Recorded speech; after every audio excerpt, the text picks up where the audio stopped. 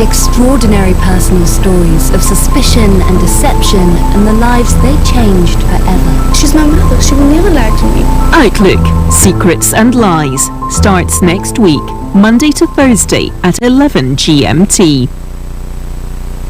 And at bbcworldservice.com is Health Check with Claudia Hammond. We've all heard the traumatic tales of nurses and doctors working with COVID patients in intensive care, but for the first time there's research confirming the extent of the mental health difficulties experienced by medical staff. The real story is next, here on the BBC World Service, the world's radio station.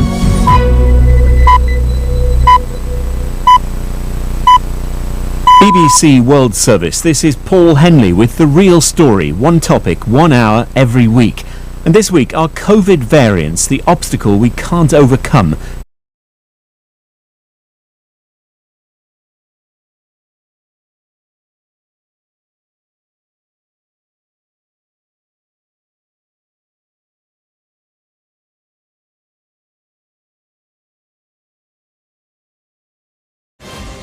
Good morning, this is Ian King live, an hour of business and economic news from the heart of the city. Well, we start with some exclusive polling for this programme that shows the extent of disruption faced by firms in the UK because of the new post-Brexit trading relationship with the EU. Well, the polling by YouGov for Ian King Live shows 52% of companies say they faced disruption since the beginning of the year due to the new trade agreement. 13% of those say they experienced a large amount of disruption. 17% say disruption has been moderate, while 22% reported a small amount of disturbance. But when you ask companies that do a moderate or large amount of EU trade, this rises to an overall figure of 80% of companies that have faced disruption, with more than a quarter saying that they have faced a large amount of disruption. Well, joining me now to talk about this, the independent business trade expert Ali Renison and Sally Jones, Brexit lead at EY. Welcome to you both. Sally, let me start with you. Are you surprised by these figures? No, I'm not at all surprised, Ian. That's very much the kind of information that we've been hearing coming from our clients and our contacts. And Ali, same question to you. Does this correlate with what you've been hearing on the ground? Certainly, I think in terms of those who trade with the EU, we're seeing a significant disruption. And you have to remember that in January, it was really a perfect storm of variables, COVID, and only a few days for businesses to get to grips with the new arrangements. Remember that the trade figures for January showed a 40% drop in exports to the EU. So that tallies fairly consistently. Ali, what I'm slightly baffled by is that in the run-up to the end of the transition period, I mean, we had lots of businesses on this programme and time and again I would say to them, are you ready for Brexit? Are you prepared for it? And they all said, as prepared as we can be. Well, clearly something went amiss with that planning, or otherwise it's proved to be worse than they expected. I think there's a couple of different variables you have to look at. I mean, at the end of the day, we knew that we were going to be outside of the customs union and EU customs union and single market, but the level of detail, the guidance that businesses needed to actually get to grips with only came in about sort of 6-7 days before the actual new arrangements took place. And I think that's why you've seen a real sort of scramble, not only just from British businesses, but also their customers and suppliers in Europe to be actually ready to be able to deal with the fine detail of what that change was going to mean in practice. So it was a pretty perfect storm at the end of the year. Sally, you were nodding in agreement there. I mean, during January, we heard from ministers that these were just teething troubles. Is that your sense, or is it deeper rooted than that? No, it's deeper rooted than that, Ian, without a doubt. When we talk to our businesses, our clients, there are teething problems without a doubt. So, for example, it's taking them about 10 times longer to complete the at-border paperwork that they need to move goods across borders, but they're getting better at it, they're getting more practiced, and that time is starting to come down. But I would guess at least half of the businesses we talk to tell us that they have permanent structural problems that are not just teething problems, but are going to fundamentally change the way they do business in the future. And do you worry, Sally, that this eventually might lead some businesses to just say, well, this is just not worth the candle, we're going to put our attention elsewhere? Yes, I think some businesses will do that. So to give you an illustrative real-life example, William Shatner of Star Trek fame has a little online Star Trek memorabilia business, and he says that the UK is the one country that he won't keep selling to because it's now too difficult. Now, you may not want a Star Trek memorabilia phaser or tribble, but it's indicative of the fact that things are much harder for small businesses in particular to get ready to trade into the UK than they were pre-Brexit. Ali, what's striking from our polling is that the problems, such as they are, largely affect bigger companies rather than SMEs. Yeah, and I think that to some extent, when you look at the variables that larger businesses have to contend with, a lot more different sort of trade linkages into different parts of Europe, there's a much different sort of stream of issues that they have to contend with. Smaller businesses, I think, are actually facing as much trouble when they deal with sort of individual sort of single issues. But the larger a business grows, the more, whether it comes from immigration changes, trade and services changes, trade and goods, customs disruption, there's a lot bigger set of things to have to contend with. Presumably, Ali, things are going to get worse rather than better, because at the moment the UK government, of course, has just extended for another 6 months the grace period for checks coming into this country. Presumably when that happens, things may get even harder. Yeah, I think that a lot of people are looking at the export side of things when, in fact, from an import side, the UK government's delayed the kind of controls that we now see for trade going into Europe. And so I think when the full brunt of that hits, that's the government, I think, is right to do that, to try and extend the areas that it can control. But, a lot of businesses who export also import. And so when you actually get the full effect of that, all these sort of delayed grace periods are going to add up. The hope is that because you've staggered some of that impact, it won't be as significant. So, Sally, what on earth are you telling clients at the moment? Take a deep breath, wait for the dust to settle, get through, and then once you've got a clearer idea of which are your teething problems and which are the structural ones, then it's time to act. I'm really glad that Ali mentioned services businesses, because they are more disrupted even than goods businesses in our experience. Goods businesses, just in inverted commas, have additional costs to manage, and that's hard enough. But services businesses, anyone who's dealing with behind border barriers, they can have absolute prohibitions from being able to trade. And I think that's going to be the big story coming out in months to come. And separately, Ali, I mean, if you looked at our polling, we also asked a few questions on the pandemic. It's clear that the pandemic has had the bigger, shorter term impact, but most people think it's going to be fairly short-lived. Yeah, I mean, it's interesting is that, the hope is, and what I think the government has to make sure that it tries to avoid as much as possible, is that even for some services businesses, a lot of businesses actually went into lockdown in December. And so the full effect, I think, wasn't necessarily felt. As sort of lockdowns start to unwind, both in the UK and Europe, you have to try and make sure as far as possible that the UK is not actually at a competitive disadvantage, that when lockdown is actually lifted, as you mentioned, a potentially short-term impact, that the UK is left, that British businesses aren't at a competitive disadvantages in terms of being able to open up and trade with their nearest neighbours.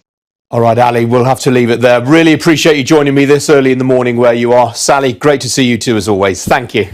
Thank you. Now, the global travel and tourism sector lost $4.5 trillion last year. Yep, that's not a typing error. Trillion. Well, that's the stark finding from the World Travel and Tourism Council, which says that the sector's contribution to the world economy halved last year due to the COVID crisis. Well, joining me now is the Chief Executive and President of the World Travel and Tourism Council, Gloria Guevara. Gloria, welcome to you. $4.5 trillion is an absolutely enormous sum. Are you able to break that down by country or by subsector? Yes, we are. Thank you for having me. We quantify the economic impact in 185 countries around the world, and that's how we can come up with that number. And we have done that for 30 years. What I can tell you is that in 2019, we were able to contribute 10.4% of the global GDP, and last year only 5.5%, as you mentioned. 49% decrease compared to the economy globally, that it was 3.7% the decrease. So the vast majority, of course, is because international spending was down 70%, domestic was down 45%, and then business 61% compared to leisure 49%.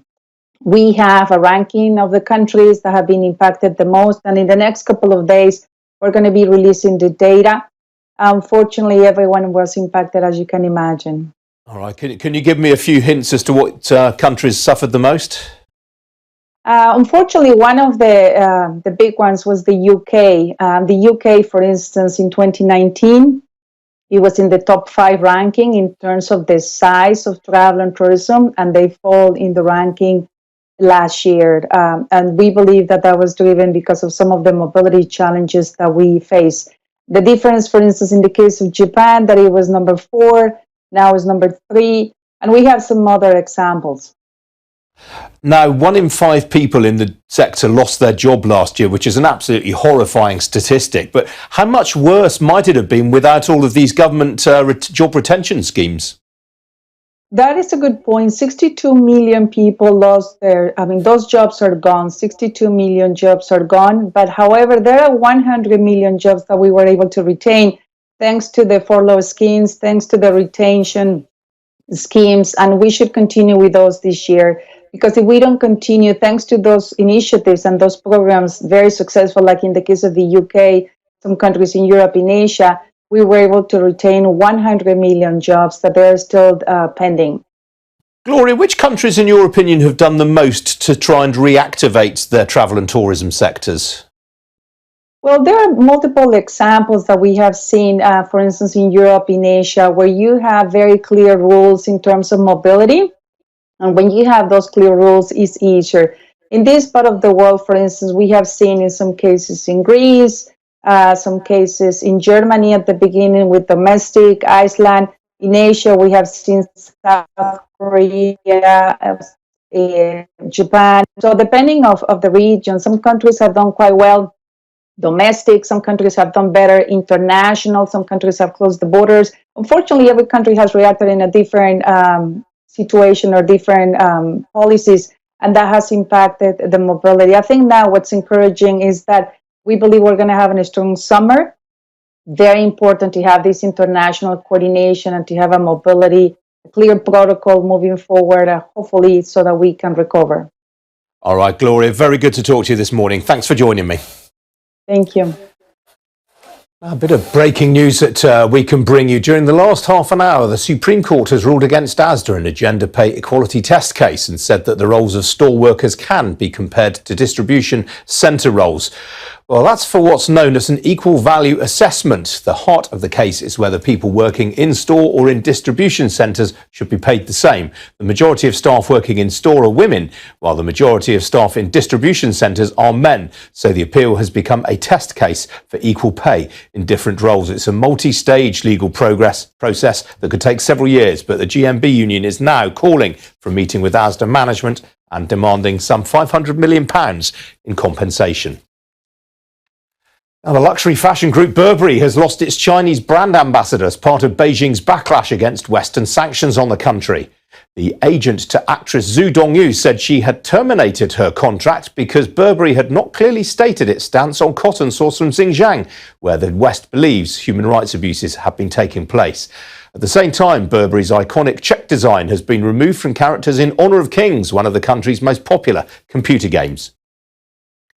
The mutual life insurer LV has reported a full-year pre-tax profit from continuing operations of £37 million. Well, that was up from £15 million in 2019. The results are expected to be the last before the company's controversial £530 million takeover by Bain Capital, the US private equity company, which has announced just before Christmas. Well, LV said the results would allow it to pay out a £28 million bonus to its with profits members. And staying with insurance, Aviva has sold its Polish business to Allianz of Germany for €2.5 billion in cash. It brings the number of disposals by the insurance giant to 8 in as many months. Well, Amanda Blanc, Aviva's chief executive, said these sales had generated a total of £7.5 billion for Aviva, which had helped bring down its debts and which would, in time, allow it to make what she called a substantial return of capital to shareholders. Well, following the sales, Aviva is now focused on the United Kingdom, Ireland and Canada. And Smiths Group, the FTSE 100 engineering firm, confirmed today that the demerger of its medical division, which makes ventilators and syringes, is on course to take place later this year. Well, the news came as Smiths, which also makes airport security scanners, broadband antennae, and which also supplies NASA's space launch system, reported a 9% drop in half-year pre-tax profits to £171 million. Andy Reynolds-Smith, the chief executive, said it was a robust set of results in view of the pandemic. And the market seems to agree. The share's currently ahead by 5%.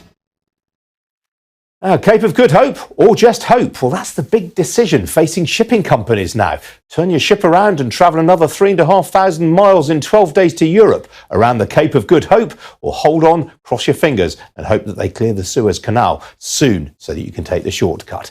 The problem is that it isn't looking good in the Suez Canal. The ship Ever Given is still stuck, and experts say it could take weeks to clear. So just how serious is this now getting for global shipping and trade? Well, joining me now to talk about this, Richard Mead. He's editor of Lloyd's List, which has provided news on shipping since the early 1700s. Richard, welcome to you. Shipping rates for some products, such as petrochemicals, have more than doubled this week. How long before this starts to feed through to prices being paid by consumers and businesses?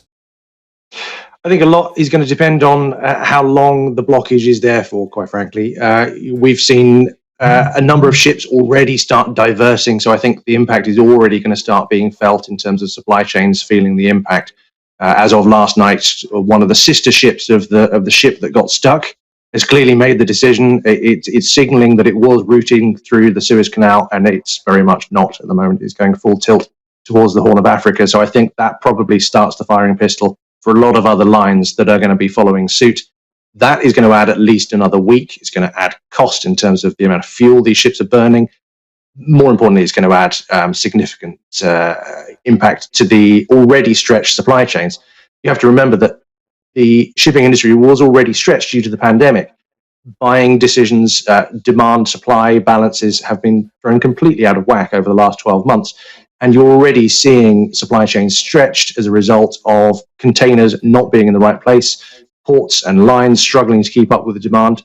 This is only going to exacerbate an already tight situation in terms of supply chains. I mean, Richard, there's a high tide due there this weekend. If this boat isn't lifted up off the sandbanks this weekend, how long potentially could it take to alleviate the situation? At the moment, it's anyone's guess. I mean, when they first started digging, there was a lot of enthusiasm that they could shunt it out the way within a matter of hours. When I got a text message yesterday morning asking how things were going, I simply got a text back saying, we're going to need a bigger digger. Unfortunately, it's going to take as long as it takes to get it out. The problem they've got is this is an enormous ship. It's one of the largest ships in operation. It's a sandbank. It's stuck in well and truly. What they don't want to do is to damage the backbone of the ship in trying to move it, because that will create pollution, it will create problems, and it will just lengthen the amount of time that it's going to take to get the ship out of the sandbank. If they can't move it off on the high tide, which by our calculations is around sort of Monday evening, then I think you're probably going to start looking at whether or not they start lightening the load and taking boxes off. That's a lengthy process. Nobody really wants to start doing that if they can do it a quicker way. But it's a delicate operation, and they've got some of the world's leading salvors there. They've been on site for the last 48 hours, and it's still not moving. That's not a good sign. Richard, to what extent are the Egyptian authorities to blame? I mean, should there even be sandbanks in that part of the canal? Should they not have been dredged? Well, the Suez Canal has been operating pretty well for quite a few years until this incident. So obviously, an accident investigation will be looking at a number of issues in terms of what happened, particularly. I think one of the things they are going to be looking at, of course, is the size of the vessel. This is, as I say, one of the largest in operation. It's not the largest. It's what we call 20,000 TEU. So a TEU is a 20-foot equivalent unit, this steel box that you see sort of on the back of the motorway trucks. The largest ships in operation, 24,000. But as I say, I mean, hundreds of ships go through the Suez Canal every year. 13% of global trade. This is the first time we've seen a major blockage like this. So I would say it's an anomaly, but I think people are going to start asking questions, certainly.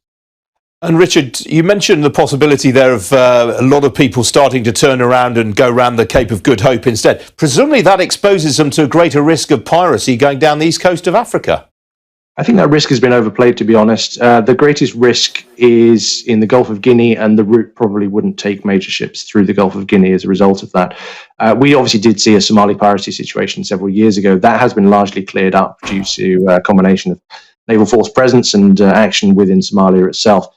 I wouldn't say that is the largest risk. I'd say the bigger risk is actually for the global economy. At the moment, overnight, we saw the amount of ships at the top and the bottom end of the Suez Canal waiting to get through grow by another 22%. You've got 248 ships currently waiting to get through. That's a lot of valuable commodities that is currently sitting on the water, not moving. When they do eventually hit manage to clear the blockage, then you're going to see more problems escalate, because actually what we're then going to see is severe port congestion as all the ships want to get into port at the same time. So you've got this as the bottleneck effect. When things start clearing, you're going to have even more problems to deal with. So this is not something that is going to be resolved over the weekend.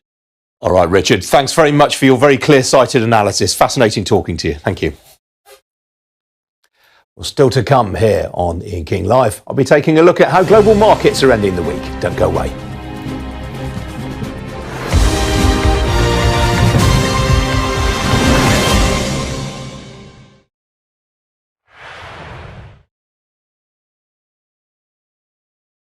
Well, what we're really hoping to achieve with Verified is to build empathy, to bring communities, countries, people together, and to visually show exactly what we're missing and what we have to look forward to when we get back. Verified is really global. The Secretary General wants to make sure that no one is left behind in getting a vaccine to fight COVID-19. We all have to come out of this together. This affects our travel, our families, our way of life. And if we do it together and share, then we will come out of this stronger and better together.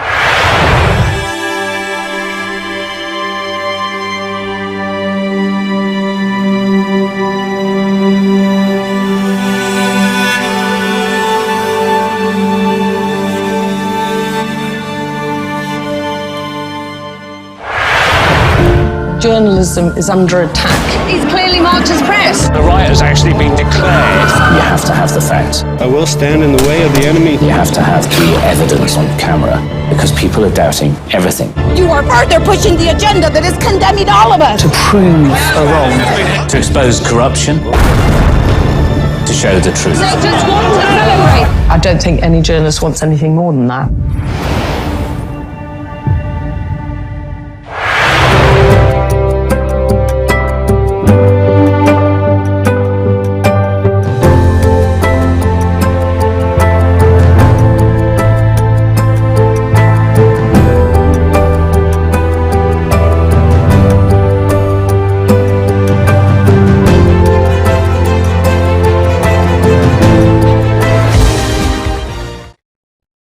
Welcome back. Let me talk you through what's been going on the markets. And the oil price has rebounded on concerns that the blockage in the Suez Canal could last for weeks. A barrel of Brent crude was up by more than 2% earlier on, and it's still there. Look at that. A barrel of Brent crude currently $63.26 a barrel. That's up, as I say, nearly 2.25% now.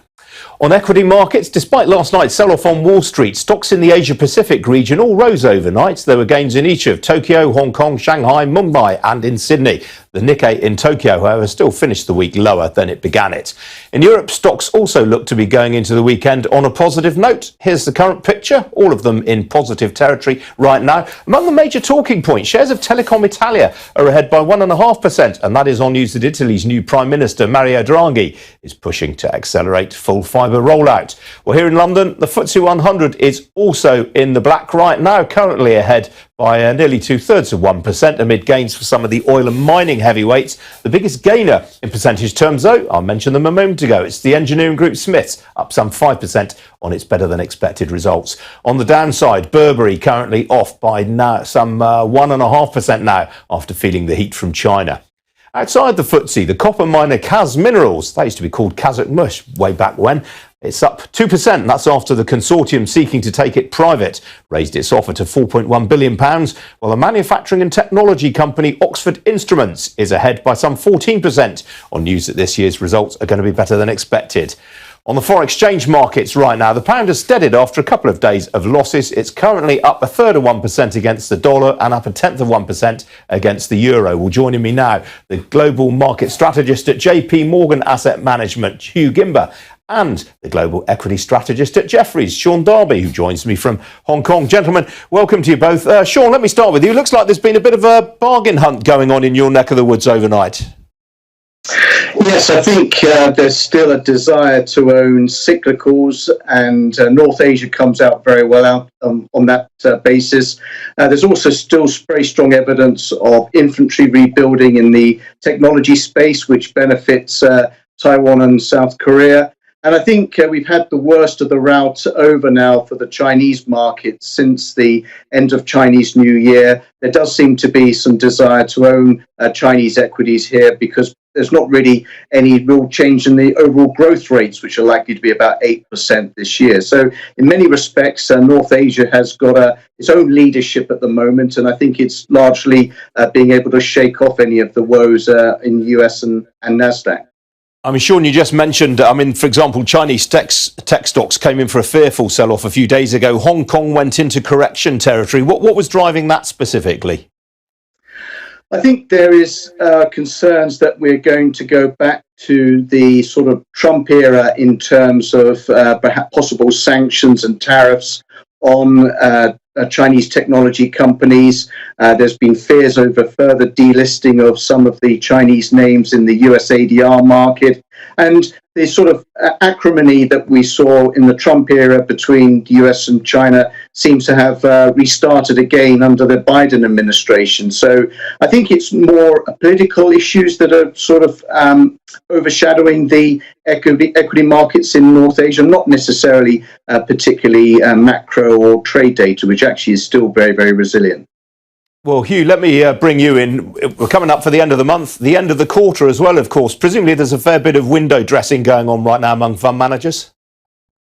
I suspect so, and really the markets have moved pretty steadily through the course of this year. I think the interesting thing for me has been that rotation that's been going on up through March, really seeing that confidence in the rotation in the economy to come, and this shift from the pandemic's winners to losers from last year being fed through into the market. And that's really been the story for most of the past few months, with equity investors getting more and more confident about this boom in consumer spending that we have to come, and that being reflected in market leadership. So it's costing the tech names, and it's favoring more economically sensitive parts of the market, such as the banks, such as the industrials, that should stand to benefit from a real pickup in global growth that we'd expect to come through in the second half of this year. Hugh, it's obviously been a pretty tough week for fixed income investors. And in fact, I think this has been the worst quarter for a couple of decades for UK gilt investors in particular. Is the rout in bonds over for now? I suspect that we've probably seen the worst of the moves, but I think there will be another move higher in yields to come through the course of 2021.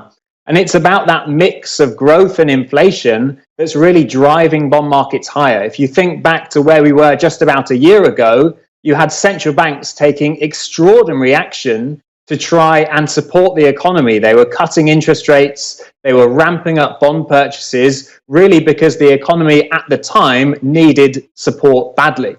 What you have today is a much brighter outlook ahead. The central banks still being patient, still saying that they really want to see the economy at much stronger levels before they start to withdraw support. But clearly markets are always going to be forward-looking. And so the move higher in bond yields this year has been investors looking forward to the point at which the economy is ready to stand on its own 2 feet, and reflecting the point at which central banks will then start to pull back some of their support. All right, Hugh, we have to leave it there. Good to talk to you. Sean in Hong Kong, it must be surely gin and tonic time for you by now. Have a good one. Thanks for joining me. Thank you. Still to come here on Ian King Live. B Corp certification. What's it all about? Stay tuned.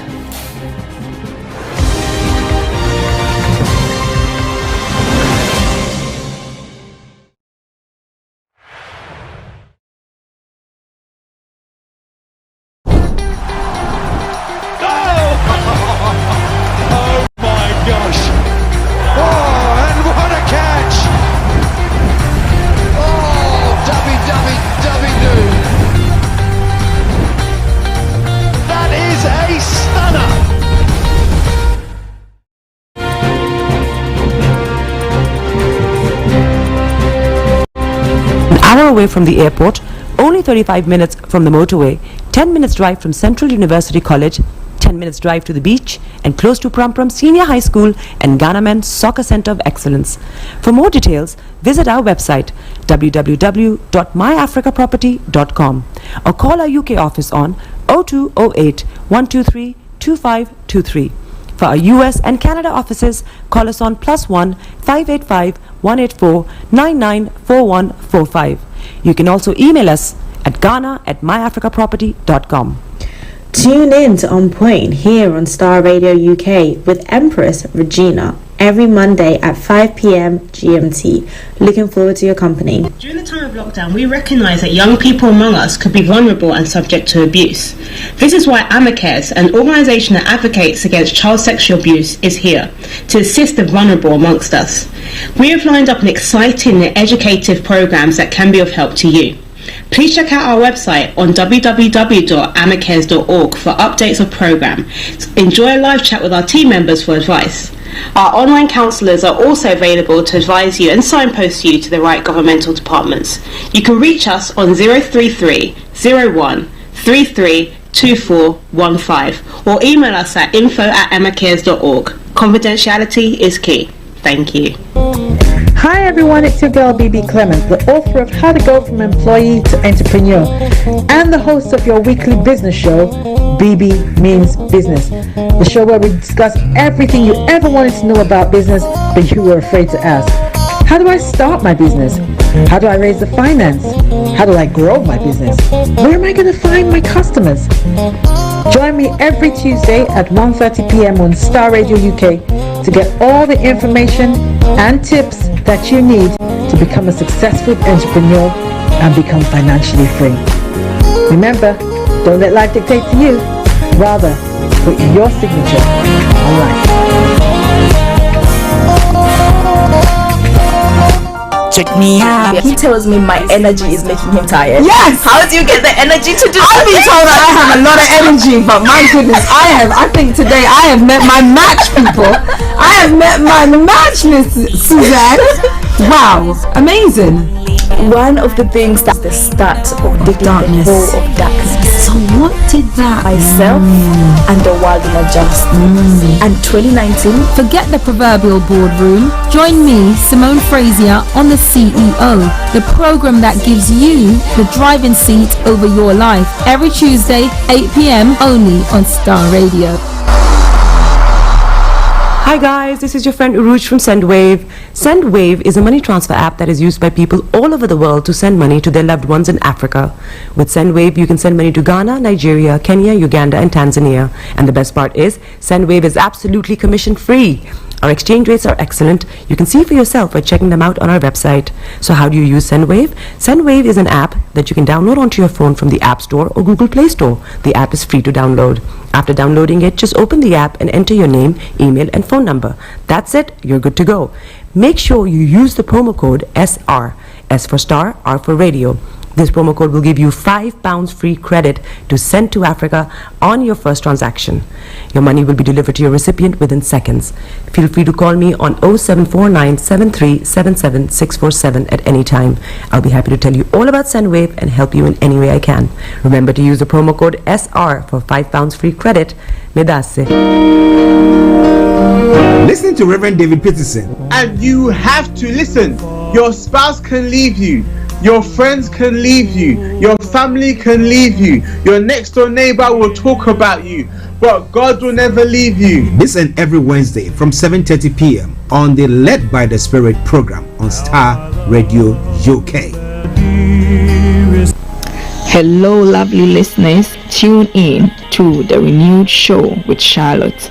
Make it a date to listen to me this and every Thursday at 5 p.m. on Star Radio UK. Tune in to an hour of power, an hour of encouragement, an hour to inspire you to stay positive and strong in this season.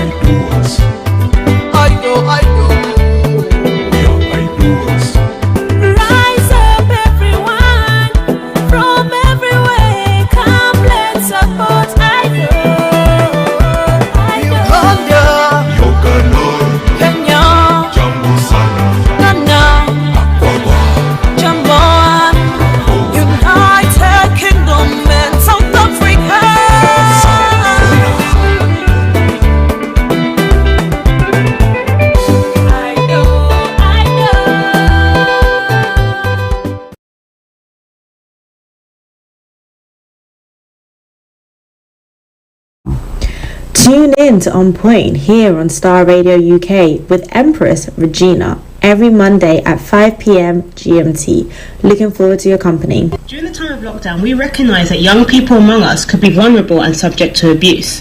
This is why Amicus, an organisation that advocates against child sexual abuse, is here to assist the vulnerable amongst us. We have lined up an exciting and educative programmes that can be of help to you. Please check out our website on www.amicus.org for updates of programme. Enjoy a live chat with our team members for advice. Our online counsellors are also available to advise you and signpost you to the right governmental departments. You can reach us on 033 01 33 2415 or email us at info@amicus.org. Confidentiality is key. Thank you. Hi everyone, it's your girl BB Clement, the author of How to Go From Employee to Entrepreneur and the host of your weekly business show, BB Means Business, the show where we discuss everything you ever wanted to know about business but you were afraid to ask. How do I start my business? How do I raise the finance? How do I grow my business? Where am I going to find my customers? Join me every Tuesday at 1:30 p.m. on Starr Radio UK to get all the information and tips that you need to become a successful entrepreneur and become financially free. Remember, don't let life dictate to you. Rather, put your signature on life. Check me out. He tells me my energy is making him tired. Yes! How do you get the energy to do I've been told that I have a lot of energy, but my goodness, I think today I have met my match, people. I have met my match, Miss Suzanne. Wow, amazing. One of the things that's the start of the darkness. Of darkness. So what did that myself and the world will adjust. And 2019. Forget the proverbial boardroom. Join me, Simone Frazier, on the CEO, the program that gives you the driving seat over your life. Every Tuesday, 8 p.m. only on Starr Radio. Hi guys, this is your friend Uruj from SendWave. SendWave is a money transfer app that is used by people all over the world to send money to their loved ones in Africa. With SendWave, you can send money to Ghana, Nigeria, Kenya, Uganda, and Tanzania. And the best part is, SendWave is absolutely commission free. Our exchange rates are excellent. You can see for yourself by checking them out on our website. So how do you use SendWave? SendWave is an app that you can download onto your phone from the App Store or Google Play Store. The app is free to download. After downloading it, just open the app and enter your name, email, and phone number. That's it. You're good to go. Make sure you use the promo code SR. S for Star, R for Radio. This promo code will give you £5 free credit to send to Africa on your first transaction. Your money will be delivered to your recipient within seconds. Feel free to call me on 0749 7377 647 at any time. I'll be happy to tell you all about SendWave and help you in any way I can. Remember to use the promo code SR for £5 free credit. Medasse. Listen to Reverend David Peterson. And you have to listen. Your spouse can leave you.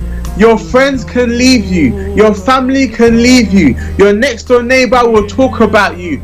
But God will never leave you. This and every Wednesday from 7:30 p.m. on the Led by the Spirit program on Starr Radio UK. Hello, lovely listeners. Tune in to the renewed show with Charlotte. Make it a date to listen to me this and every Thursday at 5 p.m. on Starr Radio UK. Tune in to an hour of power, an hour of encouragement, an hour to inspire you to stay positive and strong in this season. See you there and listen.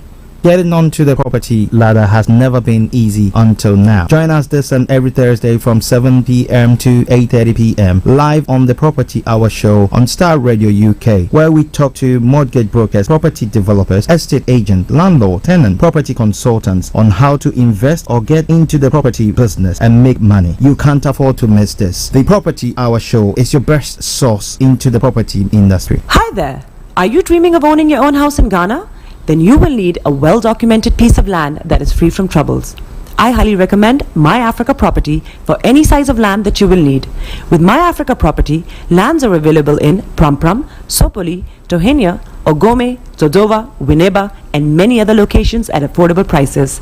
These locations are about an hour away from the airport, only 35 minutes from the motorway, 10 minutes drive from Central University College, 10 minutes drive to the beach, and close to Prum Senior High School and Ghanaman Soccer Center of Excellence. For more details, hi there, this is CJ Buckman, your life coach. And whenever I'm in London, I listen to Star Radio UK right here. But guess what? You can listen to wherever you are. US and Canada offices, call us on +1 585 184 994145. You can also email us at ghana@myafricaproperty.com. Broadcasting worldwide, online 24/7. All around the world. In your car. At work. This is Starr Radio. On your smartphone. Are you ready to turn it up? 10, 9, 8, 7, 6, 5, 4, 3, 2, 1. Smile though your heart is aching. Smile even though it's breaking. When there are clouds in the sky, you get by. If you smile through your fear and sorrow, smile and maybe tomorrow you find that life is still worthwhile if you just smile. Hey, this is Archie and you're listening to Starr Radio.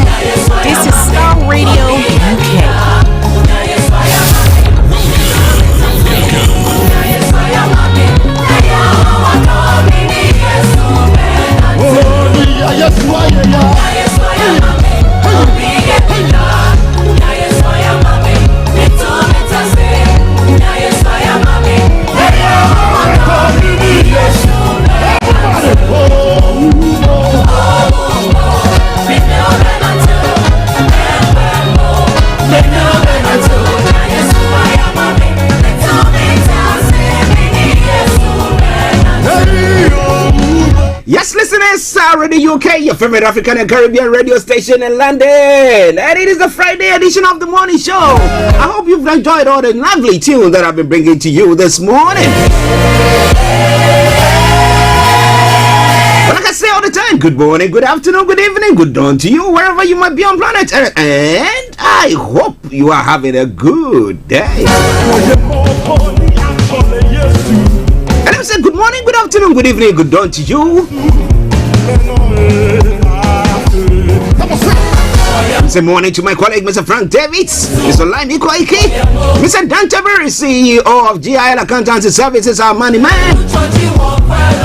Especially good morning goes to Sister Martha, who is in the house.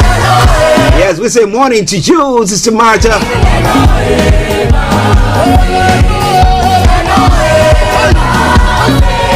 Starr Radio UK.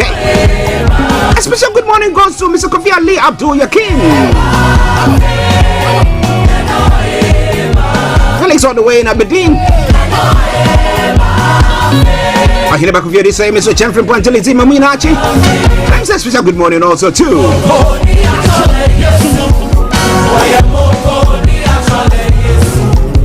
Come from a haven all the way in Minnesota, the Give team France.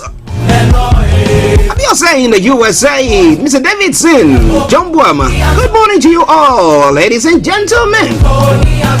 Share the broadcast with your friends and loved ones and invite them to like our pages. Starr Radio UK.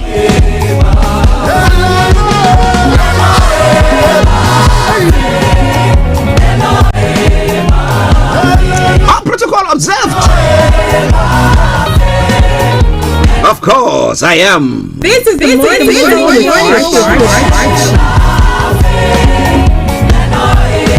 Okay, so from now till 1 o'clock, I will be your captain. So strap up and get yourself ready. We will be flying like no man's business.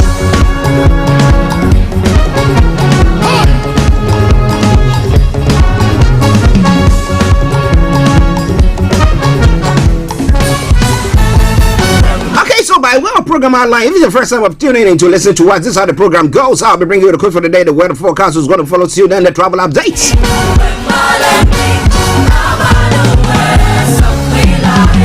We'll move from there, and then we'll be looking at some of the stories that is making the round.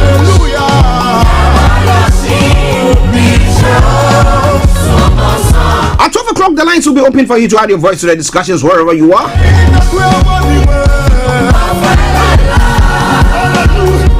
But before then, if you want to join in the conversation, feel free to do so. You can text or WhatsApp us. It is 075396617440. 075396617440.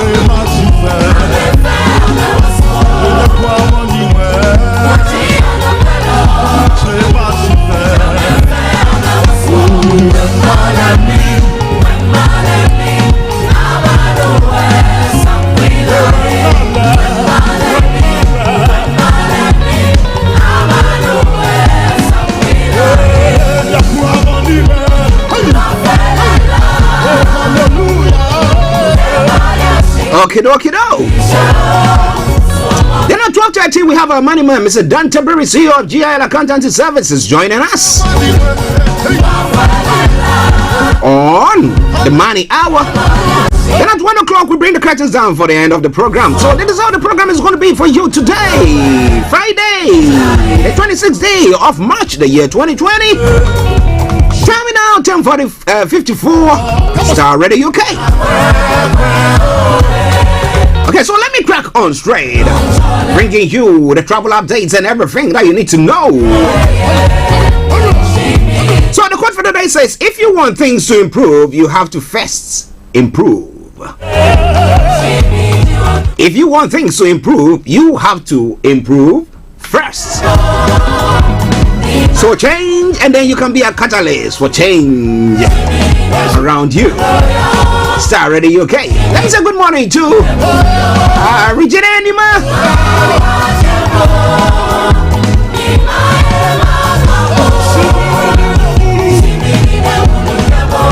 Playing in the background, Joyful Way, Competence and Praise medley for you. Starr Radio UK.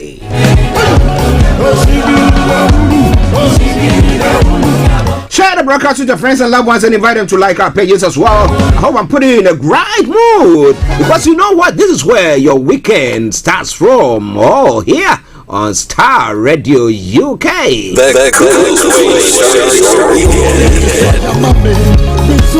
Let me say good morning to Mr. Ebenezer Hammond, all the way in Cape Town, and to Chantel. I hope you people are doing good in the office. Yeah, doing some work. But we're here to also bring you the information and everything, making your day look good.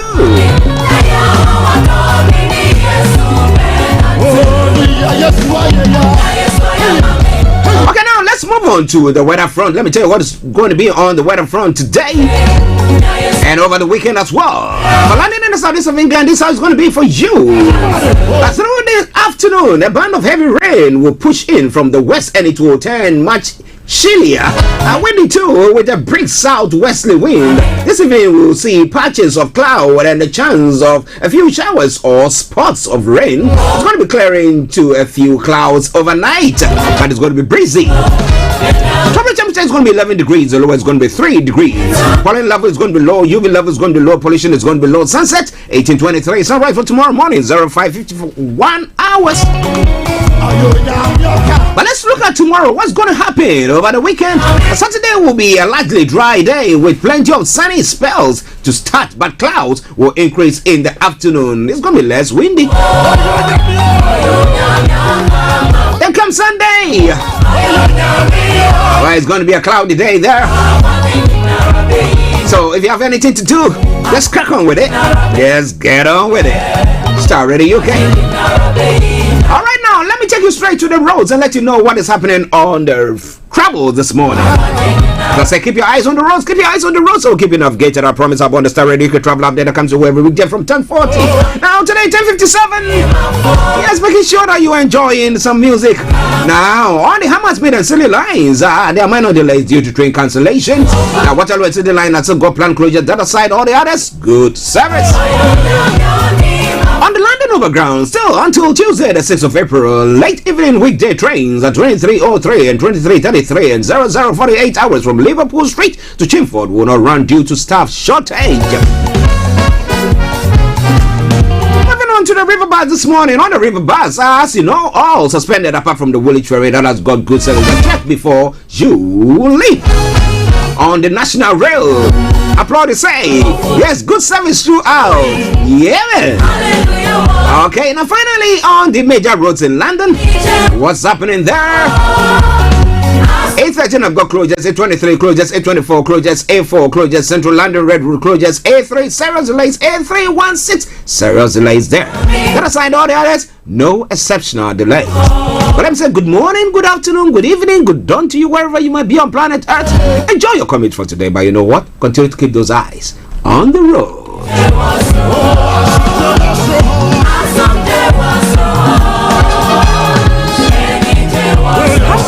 Are you thinking of owning your own house in Ghana? Then you will need a well-documented piece of land that is free from troubles. I highly recommend My Africa Property for any size of land that you will need.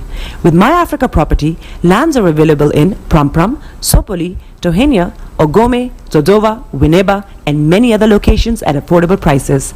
These locations are about an hour away from the airport, only 35 minutes from the motorway, 10 minutes drive from Central University College, 10 minutes drive to the beach, and close to Pram Senior High School and Ghanaman Soccer Center of Excellence. For more details, visit our website www.myafricaproperty.com or call our UK office on 0208 123 2523. For our US and Canada offices, call us on +1 585 184 994145. You can also email us at ghana@myafricaproperty.com.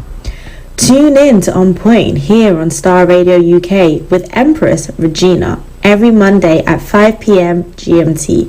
Looking forward to your company. During the time of lockdown, we recognise that young people among us could be vulnerable and subject to abuse. This is why Amicare, an organisation that advocates against child sexual abuse, is here to assist the vulnerable amongst us. We have lined up an exciting and educative programmes that can be of help to you. Please check out our website on www.amacares.org for updates of programme. Enjoy a live chat with our team members for advice. Our online counsellors are also available to advise you and signpost you to the right governmental departments. You can reach us on 033 01 33 2415 or email us at info@emmacares.org. Confidentiality is key. Thank you. Hi everyone, it's your girl BB Clement, the author of How to Go From Employee to Entrepreneur and the host of your weekly business show, BB Means Business, the show where we discuss everything you ever wanted to know about business but you were afraid to ask. How do I start my business? How do I raise the finance? How do I grow my business? Where am I going to find my customers? Join me every Tuesday at 1:30 p.m. on Starr Radio UK to get all the information and tips that you need to become a successful entrepreneur and become financially free. Remember, don't let life dictate to you. Rather, put your signature on life. Check me out. He tells me my energy is making him tired. Yes! How do you get the energy to do I've been told that I have a lot of energy, but my goodness, I think today I have met my match, people. I have met my match, Miss Suzanne. Wow, amazing. One of the things that's the start of the darkness. Of darkness. So what did that? Myself and the world in adjustment. And 2019. Forget the proverbial boardroom. Join me, Simone Frazier, on the CEO, the program that gives you the driving seat over your life. Every Tuesday, 8 p.m. only on Starr Radio. Hi guys, this is your friend Uruj from SendWave. SendWave is a money transfer app that is used by people all over the world to send money to their loved ones in Africa. With SendWave, you can send money to Ghana, Nigeria, Kenya, Uganda, and Tanzania. And the best part is, SendWave is absolutely commission free. Our exchange rates are excellent. You can see for yourself by checking them out on our website. So how do you use SendWave? SendWave is an app that you can download onto your phone from the App Store or Google Play Store. The app is free to download. After downloading it, just open the app and enter your name, email, and phone number. That's it. You're good to go. Make sure you use the promo code SR. S for Star, R for Radio. This promo code will give you £5 free credit to send to Africa on your first transaction. Your money will be delivered to your recipient within seconds. Feel free to call me on 0749 7377 647 at any time. I'll be happy to tell you all about SendWave and help you in any way I can. Remember to use the promo code SR for £5 free credit. Medasse. Listening to Reverend David Peterson. And you have to listen. Your spouse can leave you. Your friends can leave you. Your family can leave you. Your next door neighbor will talk about you. But God will never leave you. This and every Wednesday from 7:30 p.m. on the Led by the Spirit program on Starr Radio UK. Hello, lovely listeners. Tune in to the renewed show with Charlotte. Make it a date to listen to me this and every Thursday at 5 p.m. on Starr Radio UK. Tune in to an hour of power, an hour of encouragement, an hour to inspire you to stay positive and strong in this season. See you there and listen. Getting onto the property ladder has never been easy until now. Join us this and every Thursday from 7 p.m. to 8:30 p.m. live on the Property Hour show on Starr Radio UK, where we talk to mortgage brokers, property developers, estate agents, landlord, tenant, property consultants on how to invest or get into the property business and make money. You can't afford to miss this. The Property Hour show is your best source into the property industry. Now you're going to clap your hands together, right? Like that. Like that. Like that.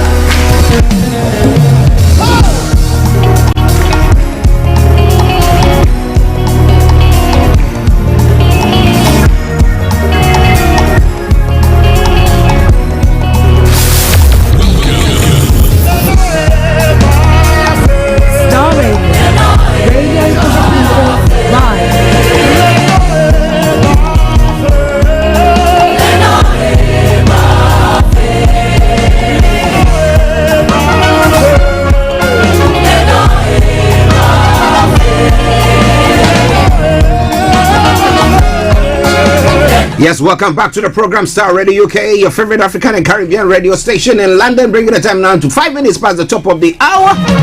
It is a Friday edition of the morning show. Of course, I'm Archie. Okay, lend me your ears.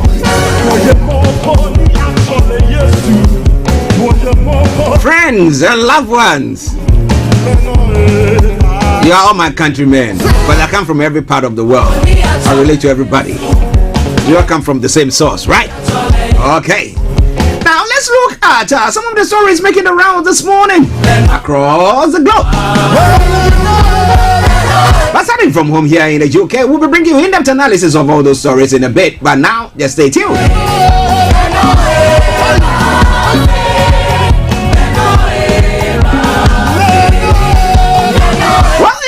Front, 5 MPs are among the 9 Britons targeted by China after UK took action over human rights abuses. Wow, they banned some MPs from coming to their country. Oh, wow. Now, when it comes to the COVID restriction easing, now stay local rules in Wales to end from Saturday. Wales will be the first UK nation to scrap travel restrictions since lockdowns were imposed.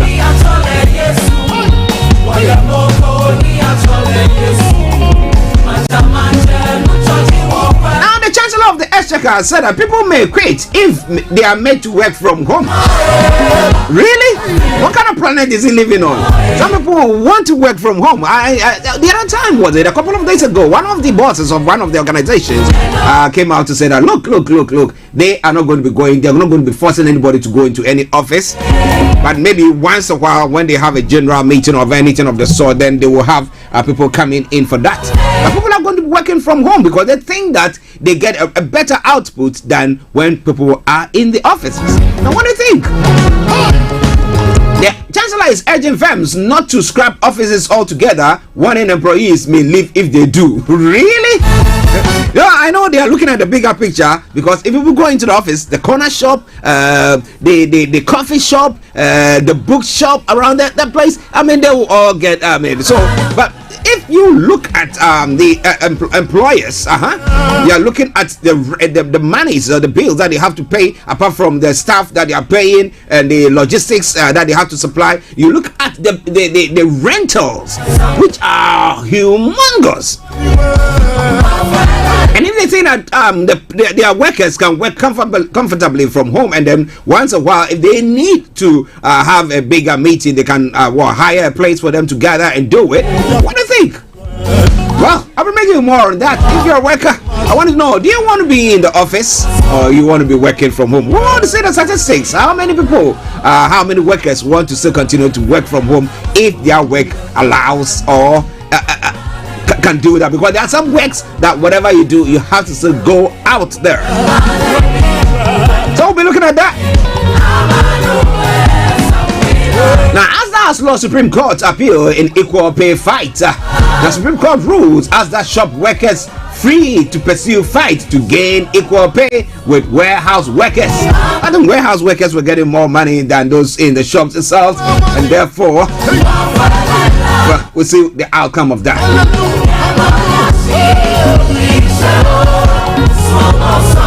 McKee shared information with a man who hinted he was a Russian agent to discredit an NGO. Ooh. It's a worrying trend, a story that broke yesterday. Extremists on both sides have hijacked the row over a cartoon of the Prophet Muhammad being shown in a school. Tory Pierce has said, now crowds have gathered for a second day outside Batley Grammar School to protest over the inappropriate image. It is understood the school has switched to remote learning for the day after dozens demonstrated on Thursday. Now, Baroness Worsley, said the debate has been used to fuel a culture war at the expense of kids and their learning. Now, Batley Grammar head teacher Gary Kibble issued an unequivocal apology and said the teacher had been suspended. Do you think that was right that the teacher has been suspended? What do you think about the illustration? So all that they are saying that have your own image of what the prophet is, okay? Now what about other religions that have got their prophets or leaders, speeches or cartoons or whatever being shown. There are a few times that I've watched some cartoons where it's a religious one from a Christian perspective, and they have Jesus and the disciples, and people have painted something of the sort. Does it actually dent that religion at all? I want you to share your take with me. Be optimistic. Be frank with me. Let me know how you really feel about this debate that is going on. And somebody saying that, well, you remember what happened in France, because one of these newspapers carried had a cartoon of the prophet, and that brought about some shootings and some terrorist attack there. What do you think about that? Should the security officers agency now crack down on them as well? What do you think? Starr Radio UK. A few controversial issues this morning, but I hope that you get involved in it.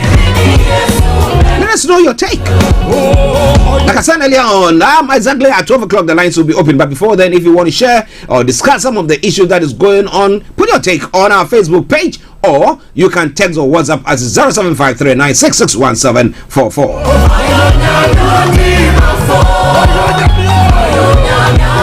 Now let's move on to some news from outside the UK. Now, EU stops short of vaccine export ban at summit. The bloc tells AstraZeneca to honor its EU contract but backs global supply chain.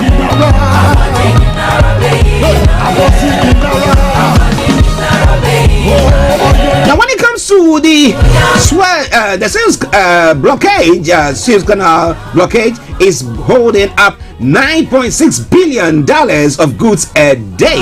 The stranded mega container ship is delaying $400 million. That's $292 million an hour in goods that can be moved east or west. Now, North Korea claims new missiles have been tested. State media says the missiles can carry massive payloads, which could include nuclear warheads. How is the Biden administration going to hit back or react to that? Starr Radio UK. Let's say good morning to Lucy Lou Dadson. I hope you are doing very well, Lou.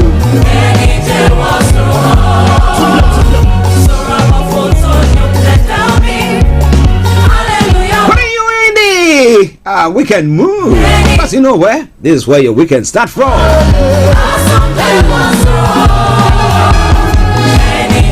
Well, in the USA, Biden has pressed on migration at first news conference. More than 17,000 children are being kept in a government-run detention center, according to estimates. Now, what do you think should be done? Some parents are deliberately now just saying, okay, now we know that the person who has come in is quite a good person, or quite affable, and therefore, if we send them there, he will have mercy on them. But to what end? Starr Radio UK. But he hinted that he is going to go for a second term if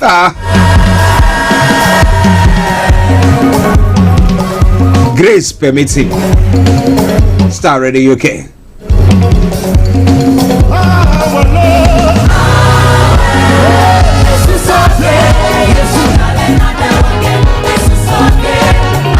Starr Radio UK. Now moving on to the African front. State funeral underway for Tanzania Magufuli. I'll try to bring you access from that as well, so don't you go away. The whole celebration started last Monday.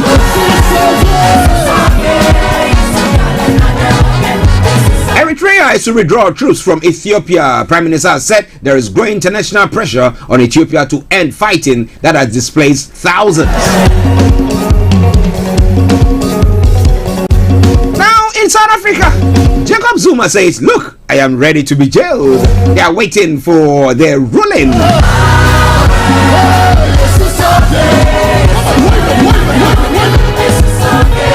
On the African African front, a very sad story happening in Sierra Leone. Thousands have been affected by fire in a Sierra Leone slum. Officials have warned. I'll bring you more into that story. But I want us to touch on one other story that is going on in Ghana and is going on in Nigeria as well. And somebody asked me, what story is that? Now, the demonization of African culture. Why should an African explain his identity on home soil?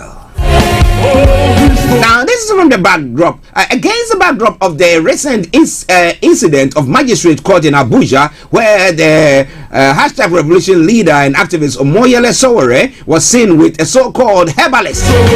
Thoughts and opinions had been flowing around the street of media with respect to the act of the one-time presidential candidate. However, looking at the reactions and attitudes of the citizenry towards the incident, people, we do not need a soothsayer to tell us that there is an emergency need to raise a team of army that will uphold the leftover pillar of African culture and tradition before the rapture catch up with our core values and identity even in our lifetime.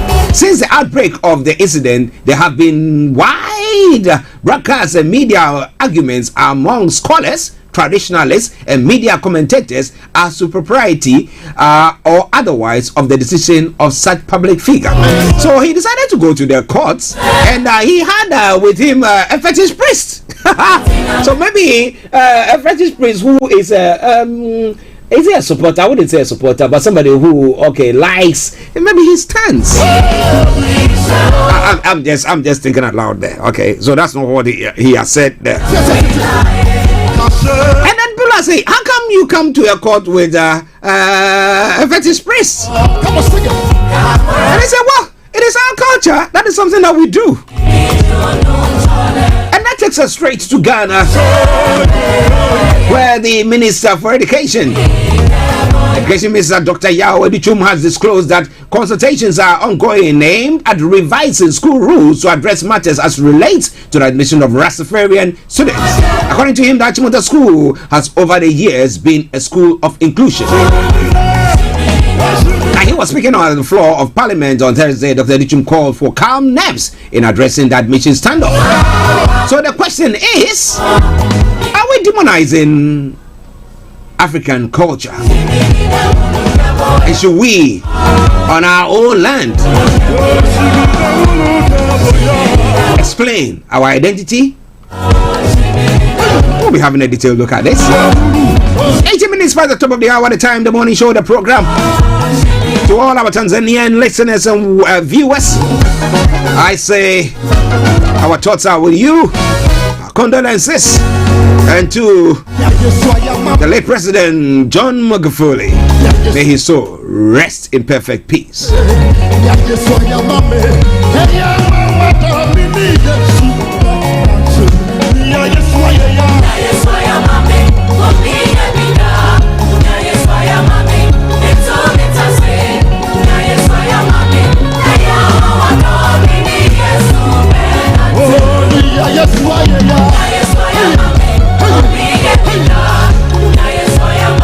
Well, it's going to be back on this afternoon, exactly at 3 o'clock. The Roots of Africa, an ADU Network presentation. The third edition takes place today. It is exactly at 3 p.m. GMT. And today we'll be having special guests.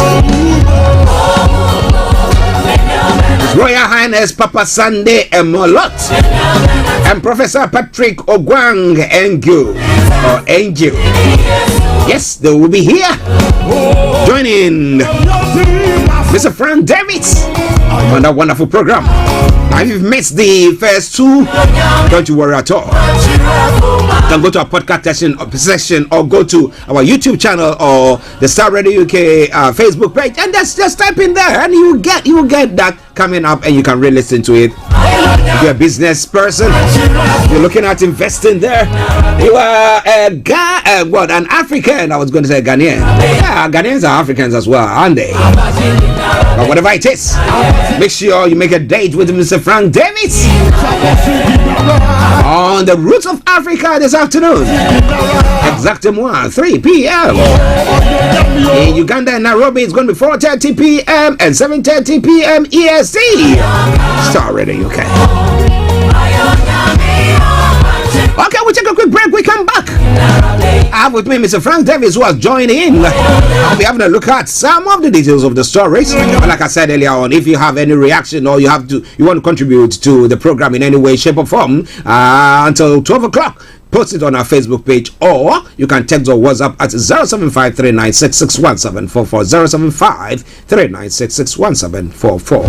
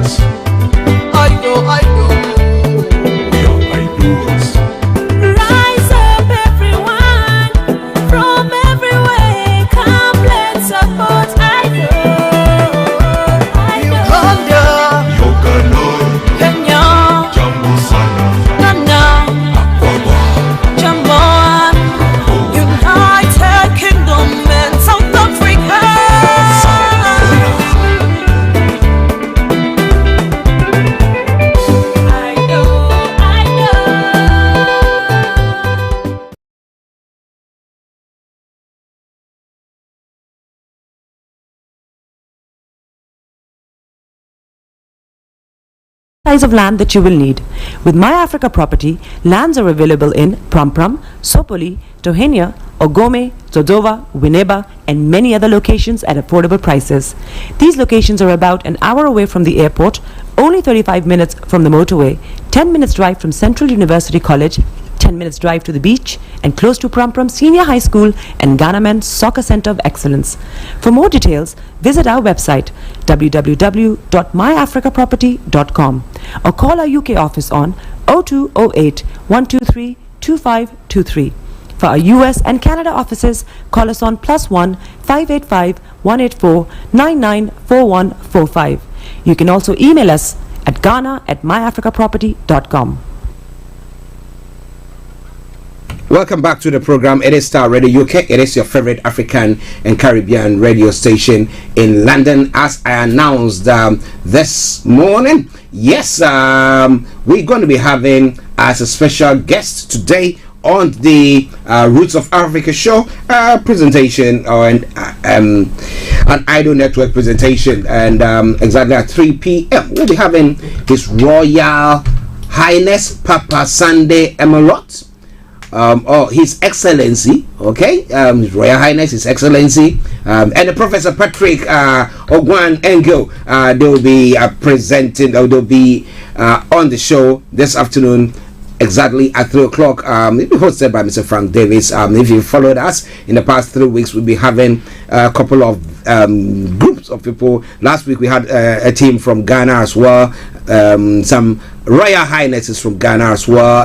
The week before, the first one, we had a split of them, one from the Caribbean area and a couple of them from the African continent as well. If you're a business investor and you want to know more about it, listen to this program exactly at 3 p.m. when it comes your way. It is Starr Radio UK. It is your favorite African and Caribbean radio station in London, bringing the time now to 11:24. And I am here in the studio, not by myself, but I have Mr. Frank Davis in the house as well. Let me say, Frank, good morning to you. Good morning to our listeners. Equiole in Ghana, good morning to you. Archie, what can I say? Yes. How are you? Archie, today I think there's something I've discovered. It's a recipe. I've told you before, but the more I try it, the more I feel like we need to contact these people, Starbucks. Okay, to do what? Or Costa. Archie, I've just been trying for some time now.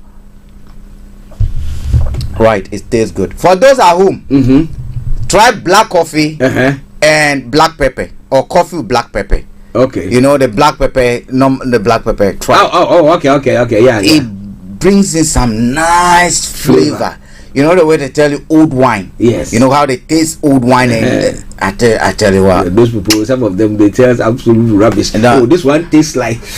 They've been paid. They've been paid to tell you what they are saying, Archie. But this man is drinking. Yes, I am drinking it. Actually, it tastes so nice. I know you listening to us. Try it. I've also started a new experiment. Okay, let's see. What tea and then a bit of coffee in it. That coffee. That's coffee. Yes. I've been drinking that for the past this week. Which one is it? Coffee? Which one? Majority is tea. Also, so it. Then I put a drop of tea. Yeah, tea cough. Hey, so we have two recipes that we're giving people today. Coffee, no milk, bit of black pepper powder. Actually, it tastes so nice. And I do believe, I might have to do an experiment. The next time we're organizing it, when Corona is over, we might have to serve some people without disclosing it to them what it is. And for all you know, we might get. That's how KFC started. Yes. We might set a coffee shop here, man. I'm a tea cough. I'm a coffee and what do you call it? Tea black. anyway, but it tastes good. I mean, it tastes different from the tea, the coffee itself. Yeah, I did one with ginger. Sometime back. It was nice. Yeah. You put a pint of ground ginger in there, and it takes. Yeah, anytime I taste it, it's like the feeling's different. Feeling you good. Yeah, man. Good. So you see, this man is in a good mood. I am in a good mood today to fire. But on top of actually, when I was coming to the studio, someone sent me a message. You recall, this witness cannot be compelled to testify. Yes. From Blackshore Dictionary, where evidences are now. I think there's a case that is ongoing, and you recall the issue about Bulldog. Yes, Bulldog and Amabran. Mark Amabran. Yeah. We are told an issue went to court, and what do you call it? Magbrand team. She can't appear. So you can't compel any witness, and now the lawyers are angry. The lawyers are angry. Mr. Menkasa, as it was said in the Supreme Court, so shall it be done. Yes. I can't be asked. I couldn't stop laughing. I couldn't stop laughing. Interesting. Listeners, Mr. Frank Davis for you. I'm Archie, and we'll be looking at some of the stories that is making the rounds this morning. So just stay tuned. Now, first and foremost, let's look at the UK, where we are at the moment, and then we will come to some of the other stories that I wanted to touch on when it comes to Africa.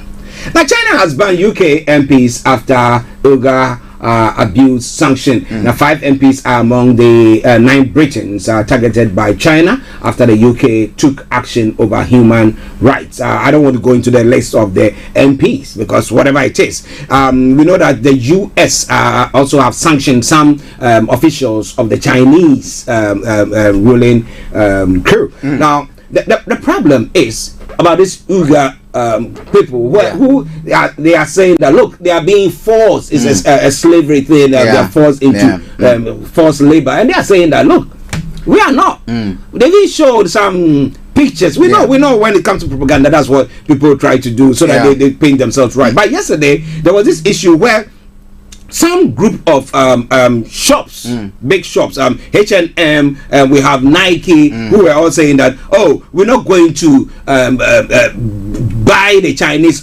cotton that is from the Uyghur area because it's, forced labor to acquire those things. And I was looking at it quietly and I asked myself, if you go to DRC, where they are mining this mineral for all these chips and this stuff, and the children who are underage who are there, the deplorable environmental condition of those places, we've not had anybody, organization, big organizations standing up against it. But China, they are saying this because there's no political demand and there's no political interest, and they are not a big player in the world, and that is all it means.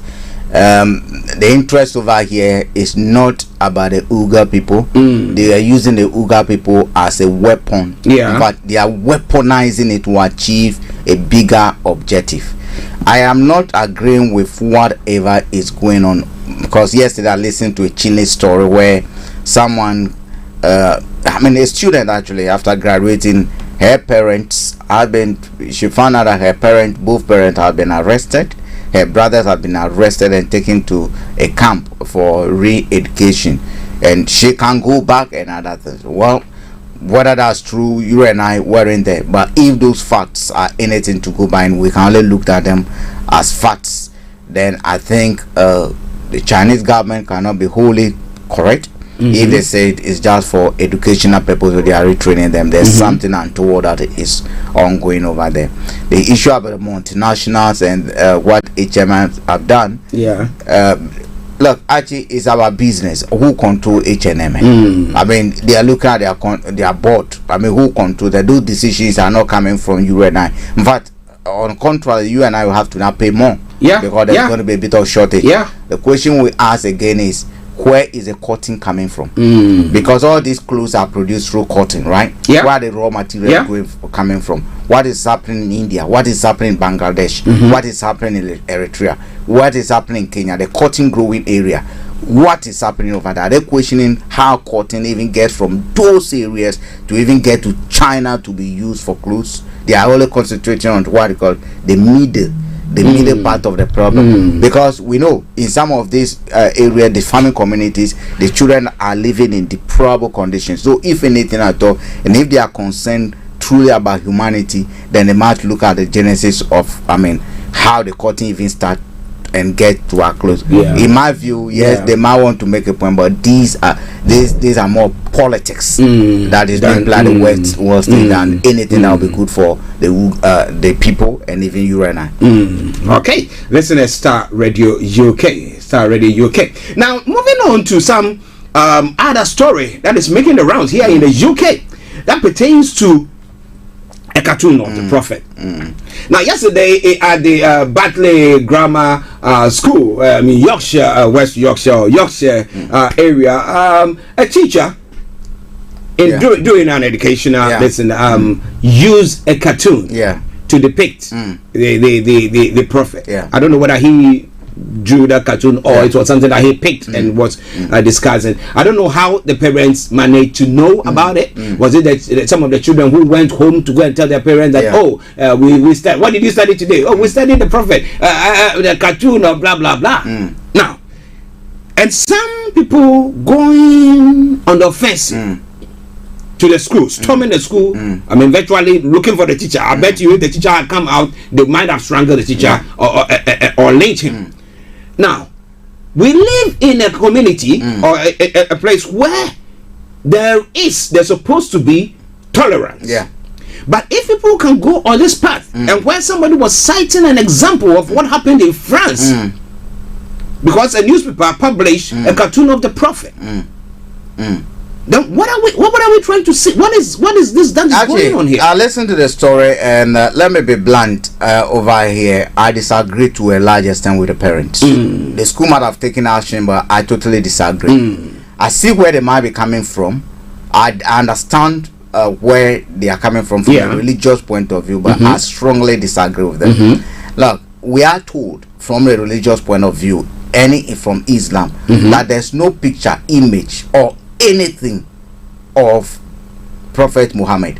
So basically, whether he's tall, black, white, no one knows. So basically, Muhammad the prophet, no one has a picture of him. That is what we are told. That's what Islam preaches, right? And therefore, wherever they see anything, a picture, whatever, that begins or that associates Muhammad,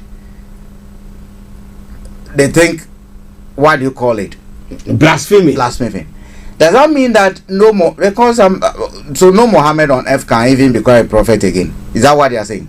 But again, actually, this is an academic exercise where children are being taught. Images are being used. Yeah. Who says a lot of images we see about Jesus is Jesus? It's not at all. But well, the Bible, Christians will tell you, thou shalt not suffer the violence taken by force, isn't it?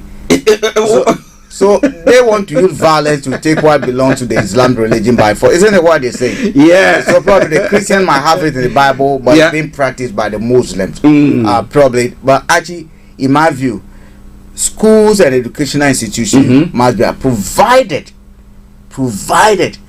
they are not teaching anything wrong. They are not teaching anything. Oh, probably Muhammad is a homosexual. Muhammad and they sin. I mean, those kind of negative stuff that If they were saying something like that, okay, we have different religions. Hinduism, I mean Christianity, Islam, Buddhism, Confucianism, or whatever they call it, Confucius or whatever they call it, whatever African religion, Africana religion, and whatever Frankiduism, Kushwaduism, Archiduism, what they call it, Feliciduism, what they call it, Aliconscious. Provided, and then they draw. For me, it is about using imaginary images to represent those we uphold on this planet Earth, to represent, to be the direct representation of the Allah, God, Atiburuku, whatever that we call it. So, in my view, as nothing wrong with it. And for parents to go to that extent, I seriously feel for the church. I know the school has come to apologize, but in my view, it's a wrong apology. They shouldn't apologize. I don't see. Someone might say it's insensitive. I think we need a dialogue. We need to open up dialogue. I might be wrong on this, but that is my personal opinion, that I do not agree with the parents on this. I think they've taken it too far. If anything at all, they could have held a meeting. That look, they could have called for a parent meeting or something like that with the head, or make a formal complaint. But to go and use those kind of intimidation strategy against the school, I think is totally no for me. No. Listeners, we're going to come in. We're looking more into that story because it's quite worrying what is happening. But exactly at 12:30, we're having our money man, Mr. Tabiri, who will be joining us today. He says we will touch briefly on the 2021 budget highlights and then go into a bit more details on the Renew Recovery Scheme. Yes, so make a date this afternoon exactly at 12:30 when we have our money man joining in. But we're still going on with the show for this morning. Wherever you are, stay tuned, don't touch the dial. It is Starr Radio UK. Now, let's come back to that story that we're talking about. If I'm describing my dad to you, you've not met my dad, maybe you've seen a picture of my dad, but assuming you don't know him, and I'm just trying to describe him to you. You create an image of what you think my dad looks like. So if you create an image that my dad looks like a monkey or some monstrous thing, it is in your head. But if we all agree and just said, okay, for this discussion, let's create it that my dad looks gentle, beautiful, blah blah blah blah. What is wrong with that? Unless you depict him as something that is bad, then I think whoa. That's not my dad. And besides, I think the Muslims need to open up and have they need to educate, because when you speak to 100 people, I bet 80 of them who are non-Muslims might have a clue or know that there's no image or anything of Muhammad. Until recently, I even didn't know. Until recently, I didn't know that there's no photograph, there's no image, there's nobody painted him, nobody knows any relation to him, so that this is where he comes from. Frank comes from Ghana, and therefore people from maybe his siblings might look like this. Whether he ever existed is another question that will be for another platform. But until recently, I didn't know. So there are thousands and one over there who will not have that knowledge, and therefore push to teach kids will be forced to make a representation. And that's what I mean. It's a representation of something, and that's why for me, in my view, what they've done or the intimidation they've sent to it, I am not saying a religion should be misrepresented. I'm not saying that. I'm not saying what they call, if Muhammad is blue or yellow, we'll make him pink. I'm not saying that. But if you know he doesn't exist, it's not everybody know that that rule applies in Muslim. And besides, the school is not a mankranta. It's not an Islamic school. It is not a classroom where you are supposed to teach the students strictly. It is Islamic this country is not governed by Sharia law. The person who is teaching is not imam. It's not someone who has been taught Quran, progressed from to where they now can teach and become Allah, peace be unto him. And I get me. If you go to Ahmadiyya Muslims, their way of looking at things is kind of quite different. They wouldn't look at this as an offense. I spoke to a friend of mine who, but last 3 years I was at Ahmadiyya Mission Conference in Modin. They have one of the European headquarters over there, and frequently they have these peace missions, like a global, where they are the head of religion. So I do attend. I've attended it twice. I'm not Muslim, but I take part in such events, and we have kings and chiefs who come to. It's all about peace mission and other things. And I spoke to the guy yesterday about what actually happened. He said, look, he is an Ahmadiyya Muslim. He doesn't see anything wrong with it. What was being done was an academic exercise. Yes, it is true that pictures of Muhammad do not exist, but the guy is not forcing the people to accept that as, but he was that teaching them about different faiths and using that as a Muhammad. He, to him, he did not see anything wrong with that. He doesn't think that even their head will see anything wrong with it. So you see, even within the Islam, there are different levels of understanding about this whole concept. And the Shia, the Muslim, the Shia Muslim, the Sunni Muslim, the Ahmadiyya Muslim, they all need to, come together and know that, look, in situations like this, you do not have to go and confront the people with violence. I think it's very, very uncalled for. Because somebody tell you that the Ahmadiyya, they are reformed. That's how some people would tell you. They are reformed, but they still have, what do you call it? They still have the name Muslim. The Shia will tell you they also reform something. The Sunnis will tell you they are true this. And so, at each point in time, if you look at from what they call the Pentecost, when they broke up, if you look at the Anglican, when you look at the Anglican, and you look at what they call the Church of England, and you look at the Catholic, transformation, reformation has taken place. Charismatism has come to a place where even Christianity now we can have charismatic versus celestial mixing together. I saw a church where this celestial church, there's a blend between the celestial and the charismatism. A blend of another religion. That is another practice of what is coming out. Are you getting me? But that is but the core message about Christ, you still will find it in there. Even the magicians who erect their puppets to defraud people still use the name Jesus. They might not be preaching Jesus, they might be confusing people, but the name Jesus will still transcend among them. And there are certain things that will hold basic. So whether they've moved from hardcore Sunni Muslim to become Ahmadiyya Muslim, there's still Islamic teaching over there. Unless they are forming a new religion, then they will tell you Ahmadiyya mission, they believe in what we call Ahmadiyya or Ahmadiyya or whatever it is. But whatever it is, they are still Muslims. Do you think that the security agencies should deal with them? Because the threats that is going on at the moment, I wouldn't want what happened to that newspaper this in France. I think the security, the police will need to act on this, and the government will need to step in they need to act, and the teachers over the school need protection. The teachers, especially this teacher, they need if the teacher can be relocated.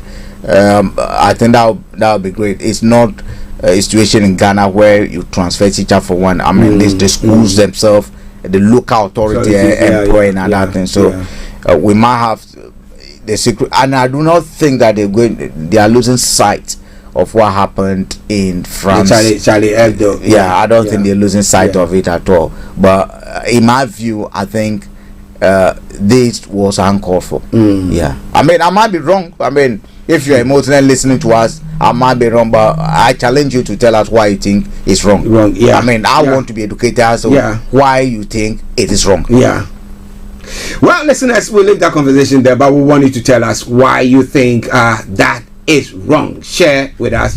We'll touch on one other story from the UK front, and we'll move on to other parts of the world. We'll be moving to Africa pretty soon. The Chancellor has warned bosses that staff may quit if they are not allowed to work from the office as the UK emerges from lockdowns.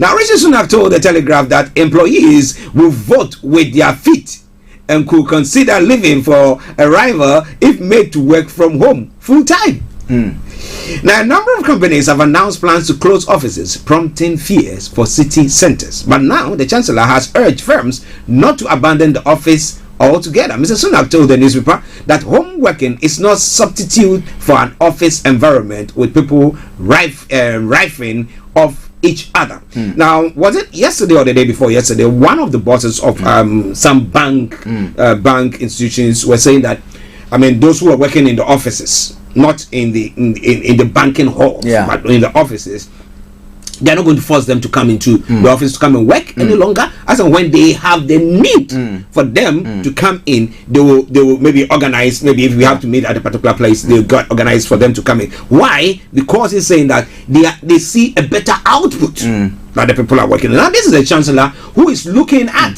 the coffee shop, the bookshop, and the maybe the high street, some of the shops there that people come in there, and therefore there's a patronage and threat and saying that, well, your staff are going to quit, but Archie, not giving any. Actually, unfortunately for the Chancellor, he has no power or authority to advise the board chairman or the shareholders of company as to how the staff or where the staff should work from. He however has a weapon that he can use effectively to come to that. Okay. Interestingly, yesterday I was having a conversation. This is a practical level. A friend called me that she got a job last year during the pandemic with Network Rail. As a project manager, looking at technical stuff and other stuff. Now, she was in Ghana when the job offer came. Unfortunately, the grandman died. Christmas was ongoing, and I know she's listening to us. She wouldn't mind using. I'm not going to mention the name. Okay. And she knows we discussed this yesterday. Now, she then wrote to the company Network Rail, can I work from home? I mean, since we are already in lockdown, and my job description, what I'm supposed to do, technically, I can do it from home. Wherever I am. Can you send me the laptop, because they have encrypted laptops which he has to work from. So they agreed, because the grandma has also died, needs to be with the family, and Christmas holidays were coming anyway. So they agreed and arranged for the laptop to be delivered to Ghana. So the person was working from Ghana during that period until she got COVID, stayed, got herself sorted out before she came back. Now, when she came back, she's been working from home still. Now, the end of the conversation was that she's looking at the flexibility the job offers and how she can work from home. It's possible she want to work from home and probably want to even move to Ghana and work from home. Actually, a friend of mine's niece works with a bank in the US. During this lockdown, they were asked to work from home.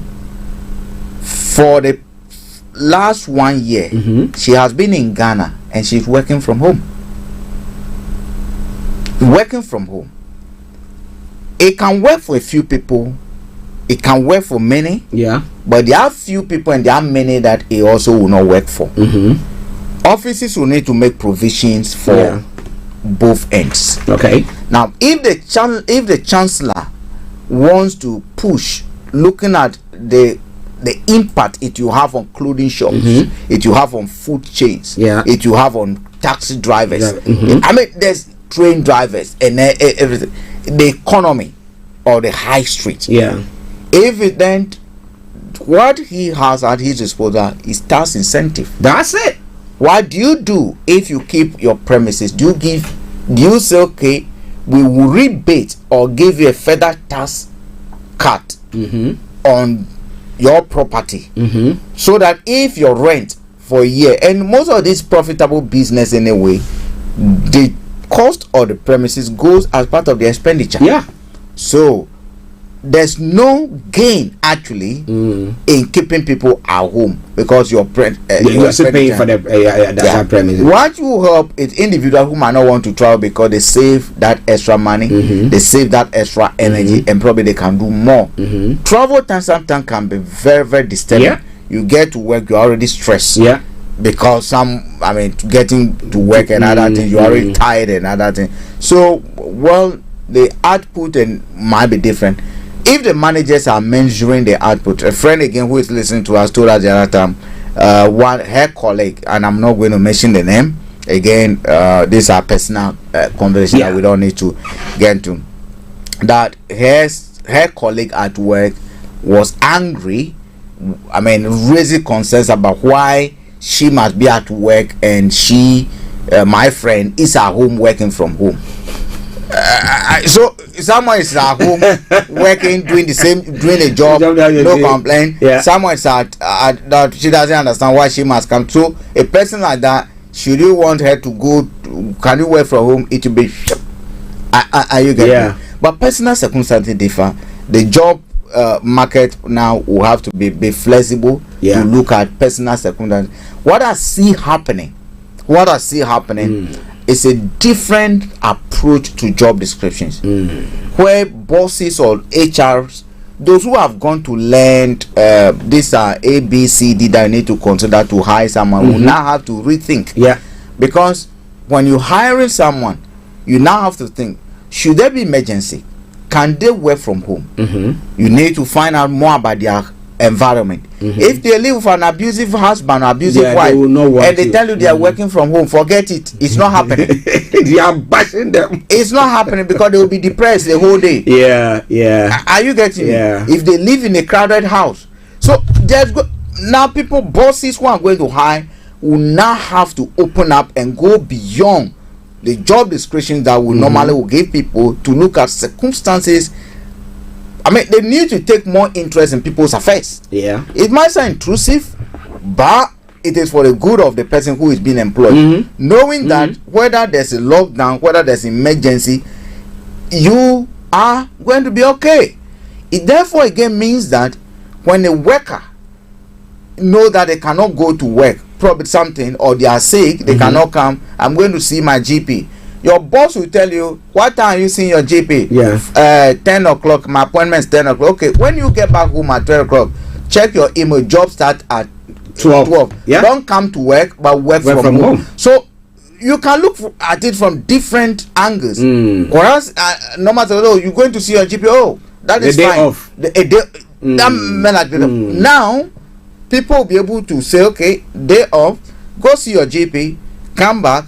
But when you come from 1 o'clock, don't worry traveling, which will take you 2 hours, which is sometimes what we factor into. The person have gone to GP, they've come back, traveling 1 hour, before they come, it's 3 o'clock. We're almost closing away. No, this one, you get back home, your email, your laptop. Your laptop is there, get on with it. So if bosses become flexible, it will benefit both the workers and it will benefit why they call it the employers as well.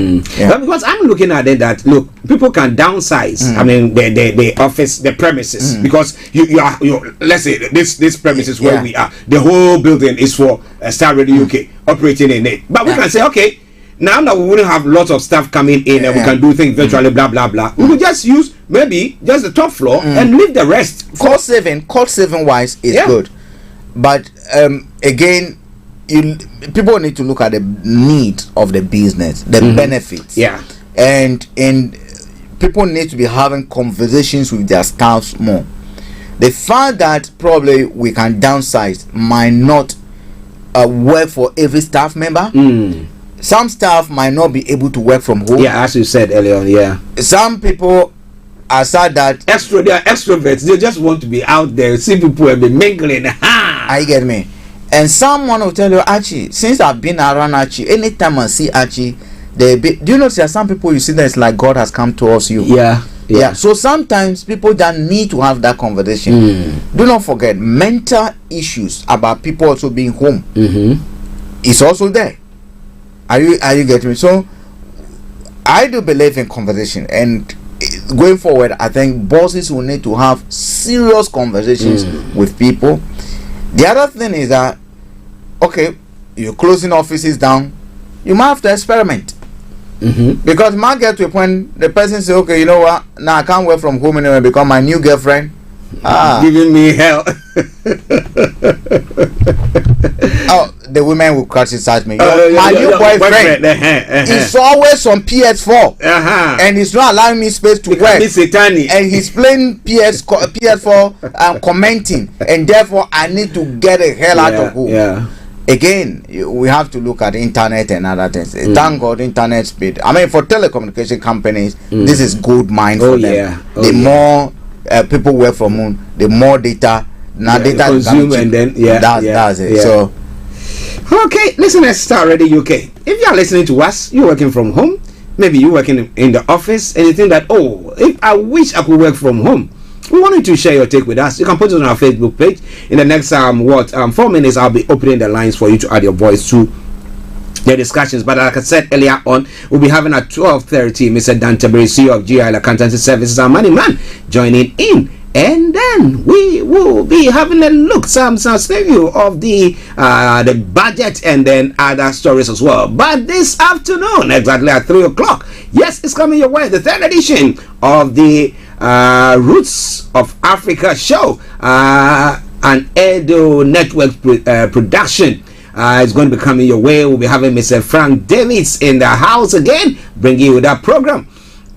And we are having His Royal Highness Papa Sunday Emolot and Professor Patrick Ogwang Engu joining on the program as well. If you are in the eastern part of Africa, it will be at 4:30 Nairobi, and Uganda 7:30 EST. So make sure that you listen to us for that, or on that program exactly at 3 o'clock, where it will be broadcasting here in the Starr Radio UK studios. Okay, now let's go back and have a look at some other stories making the rounds on the African continent. I think I'm going to be hopping straight there because we don't have enough time today. The state funeral for Tanzania's leader Magufuli, I think the final one is on the way. I always say there's one thing that I've been clamoring for, that please, even if you didn't believe at the time, even if it wasn't COVID that killed him, please, this is something that is going on. Let's take precaution. But I can see the military, I can see people there, none of them having masks on. You know, the public, they've gone through the public inhalation of that one before that their fumes, so don't worry. They've taken their masks already. Okay, their nostrils are cleared, and when they get back home they go through it. So they are okay. Okay, that's a good one there. Well, but now let's come to some other stories. Now let's look at the Suez Canal issue that is going on. This ship that has blocked the Suez Canal, and because of that, they're talking about how many billions of almost what is it, 96 billion or 9.6 billion a day because of that blockage that is going on. And we are feeling it as well on a daily, because you go to the pumps now. Fuel pump, the prices are going up. They are going up. I tell you, if you live in your village and it will nothing happen. Prices are going up. Every price will go up. That's what is going to happen. So Actually, it's a sad situation, but hey, an accident to happen. They're trying to clear as to how they're going to do it. We do not know. I was seeing pictures of it, and I'm looking at it like it's like virtually run ashore. And he said you're going to pull it back, and it's got how many containers? I don't know whether they might have to take the containers out of load. You know, we have to bring ships with cranes and then take them off. And other, well, it's going to be tough. It's going to be, but actually, people are paid. I mean, what has happened now? People prayed for it for years so that they can make money. The dredges. So let them go. Okay, let them go on. Let's see what happens. But we hope that they sort it out ASAP, because the repercussion of that you don't want to know. Demonization of African culture. Yeah. Now, why should an African explain his identity on home soil? Now, since Monday, we've been discussing this Rastafarianism, where this student is not being allowed to go to Archie school because of his dreadlocks.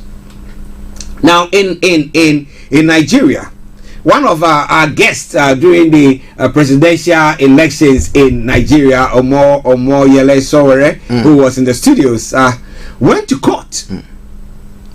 In his appearance, he came. I mean, people go to court in a company of people, and then when he went this time round, he was in the company of a herbalist. I mean, virtually dressed in maybe with batakari with all those things. And then they were questioning, "Hey, you cannot come in like that. The person is a citizen of Africa."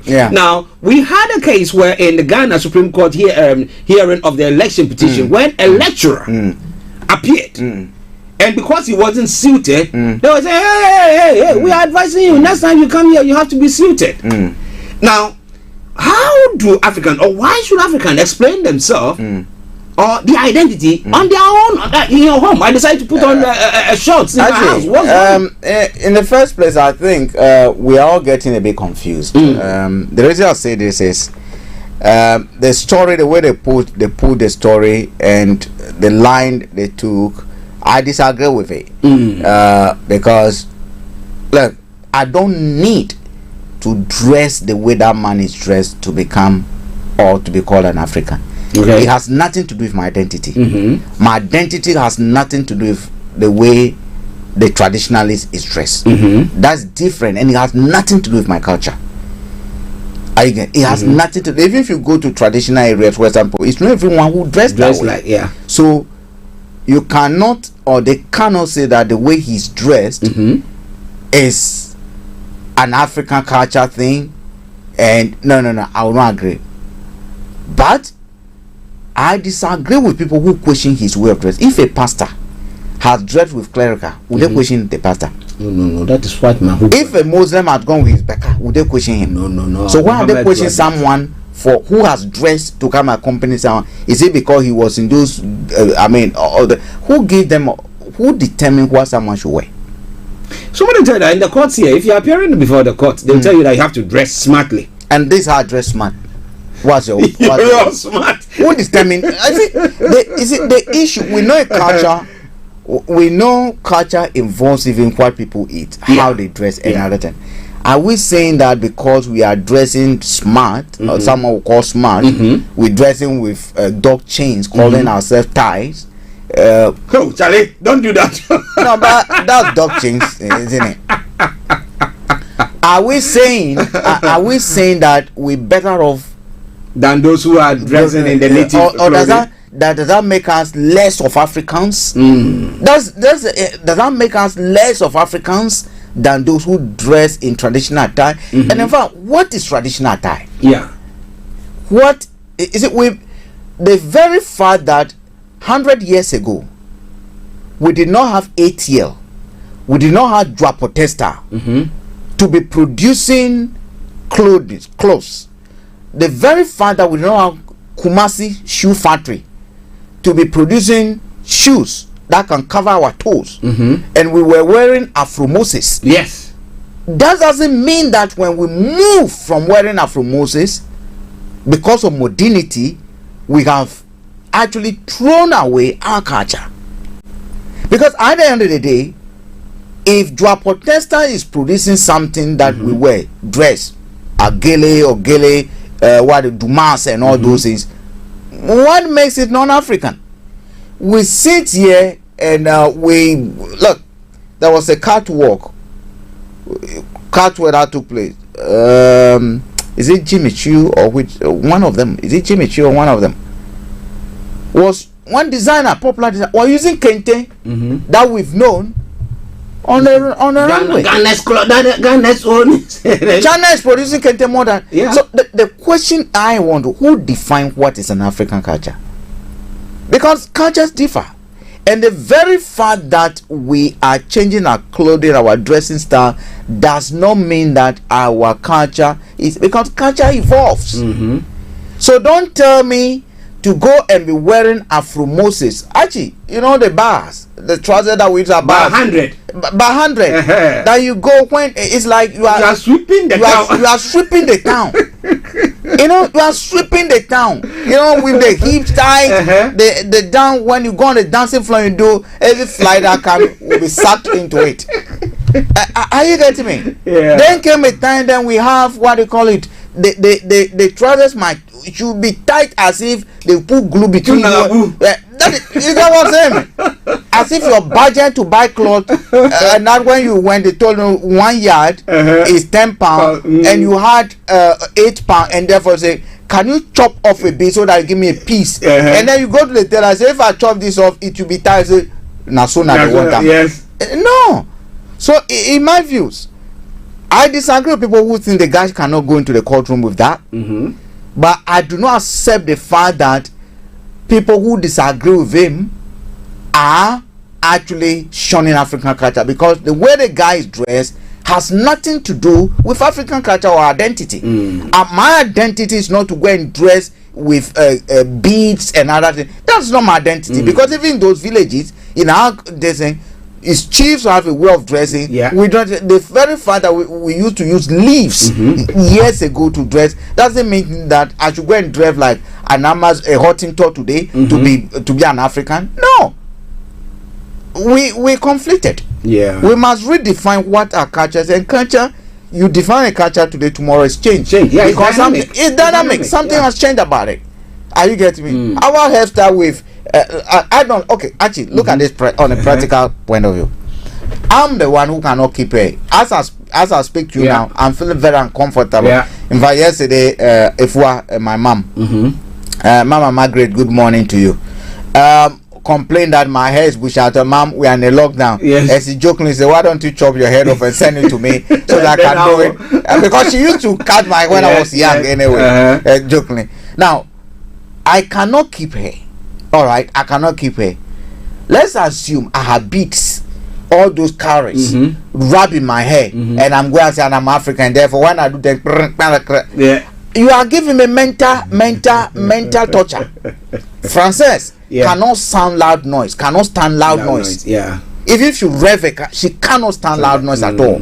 So assuming you go and give her that beat, and she's like, you basically driving the girl insane. Do you tell me because she cannot wear that? She's not an African. She's not an African. Nah, we're conflicted, Archie. Well, Francis, that we conflicted. Maybe you think that is a way forward. What do you think? Now, interestingly, I was of this the thought that maybe he took this guy there, you know, because our people, you know, they are scared. It's prejudice. Yes, you know, when it comes to the Bible, and then they say, hey, and then that's how fake a lot of us are. So this time around, if he brings a fetish, we see the Bible. We see the Bible as a song. And the late, may he so rest in peace, Rollins made the same point that swearing on a Bible to a large extent has resulted to. I mean, I'm just paraphrasing what he said. Has resulted in criminals. I mean, the president who's and swore on the Constitution. People go to the court and swear on the Bible, and the person swearing on the Bible over there knows that everything they are saying is a lie. It's a lie, but they are swearing on the Bible.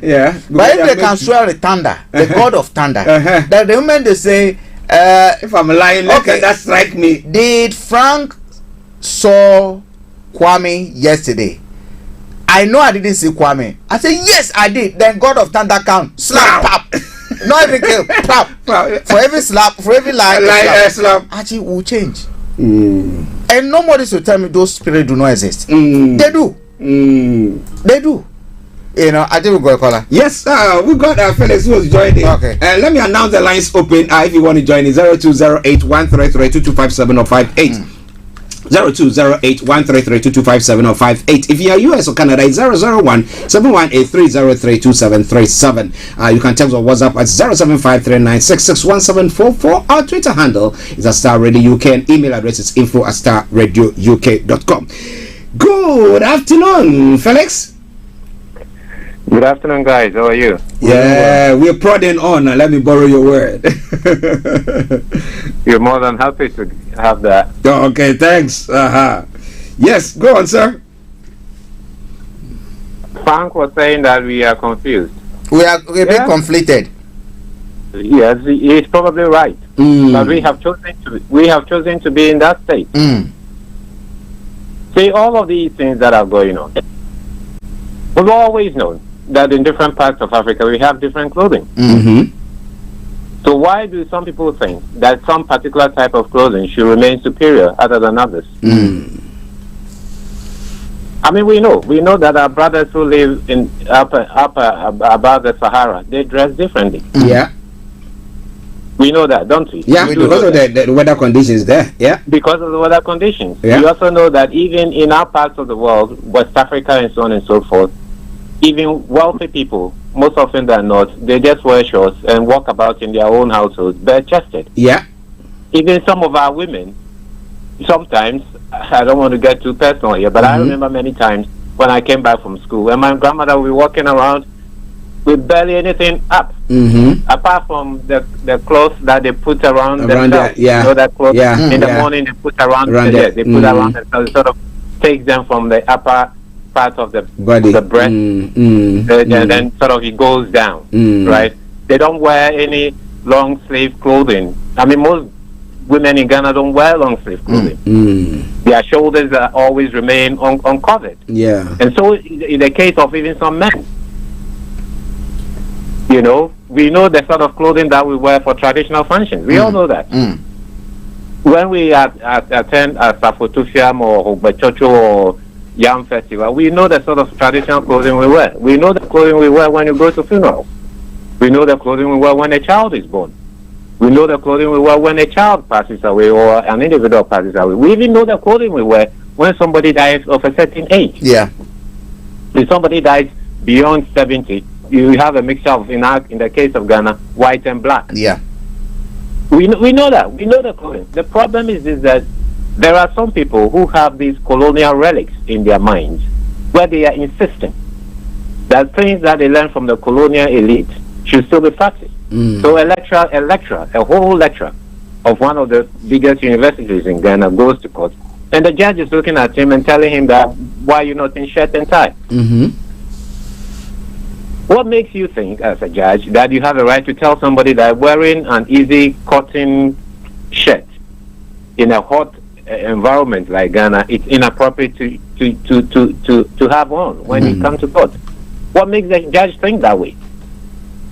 There are many parliaments in the world that people don't wear shirt and tie. It's only in the UK Parliament where they stick to this, you know, 15th century tradition. There are many parliaments in the world, people don't wear shirts and tie. So if somebody can go into many legislatures in the world and not wear shirt and tie, why is the requirement for people to look a certain formal way? I mean, if somebody has said to me that somebody is displaying nudity, that's a different issue. Yeah. Yeah, if it is nudity, that's a different issue, right? But look, let's be honest, a lot of these big people, when they go to a lot of these dinner dances and so on and so forth, shall we say, the scanty clothing that some of these dinner wear, or some of our ladies take to these prestigious late evening gatherings, shall we put it that way? I mean, are they any significantly different from a typical Ghanaian woman wearing kaba without sleeves? Is that typical Ghanaian woman not more covered? They call those ones open view. Some of these expensive dinners, but you see some of these expensive dinners. I mean, when you watch Hollywood and the Grammys, some of these women who go out there for, do they really wear anything? Virtually nothing. Virtually nothing. virtually nothing. Aside the fact that they've got all these millions in the bank, different banks, they've got all these protective layer of security men, shall we say women, giving them protection from their expensive Cadillacs and limousines and all that. Yeah. You see the clothing that they get out with. Sometimes the red top newspapers are able to even take shots of, shall we say, places that shouldn't be seen. How they try to get out of some of these vehicles. We see them all the time. Yeah, we do. So these are essentially colonial relics. Because look, if somebody is a chief priest at Akonodi or wherever, and is coming to court, and because of his priesthood, for want of a better expression, he's not allowed to wear shoes. What is the insistence of him wearing shoes in court? What's the point of it? He's appearing before the judges, so he has to have shoes on.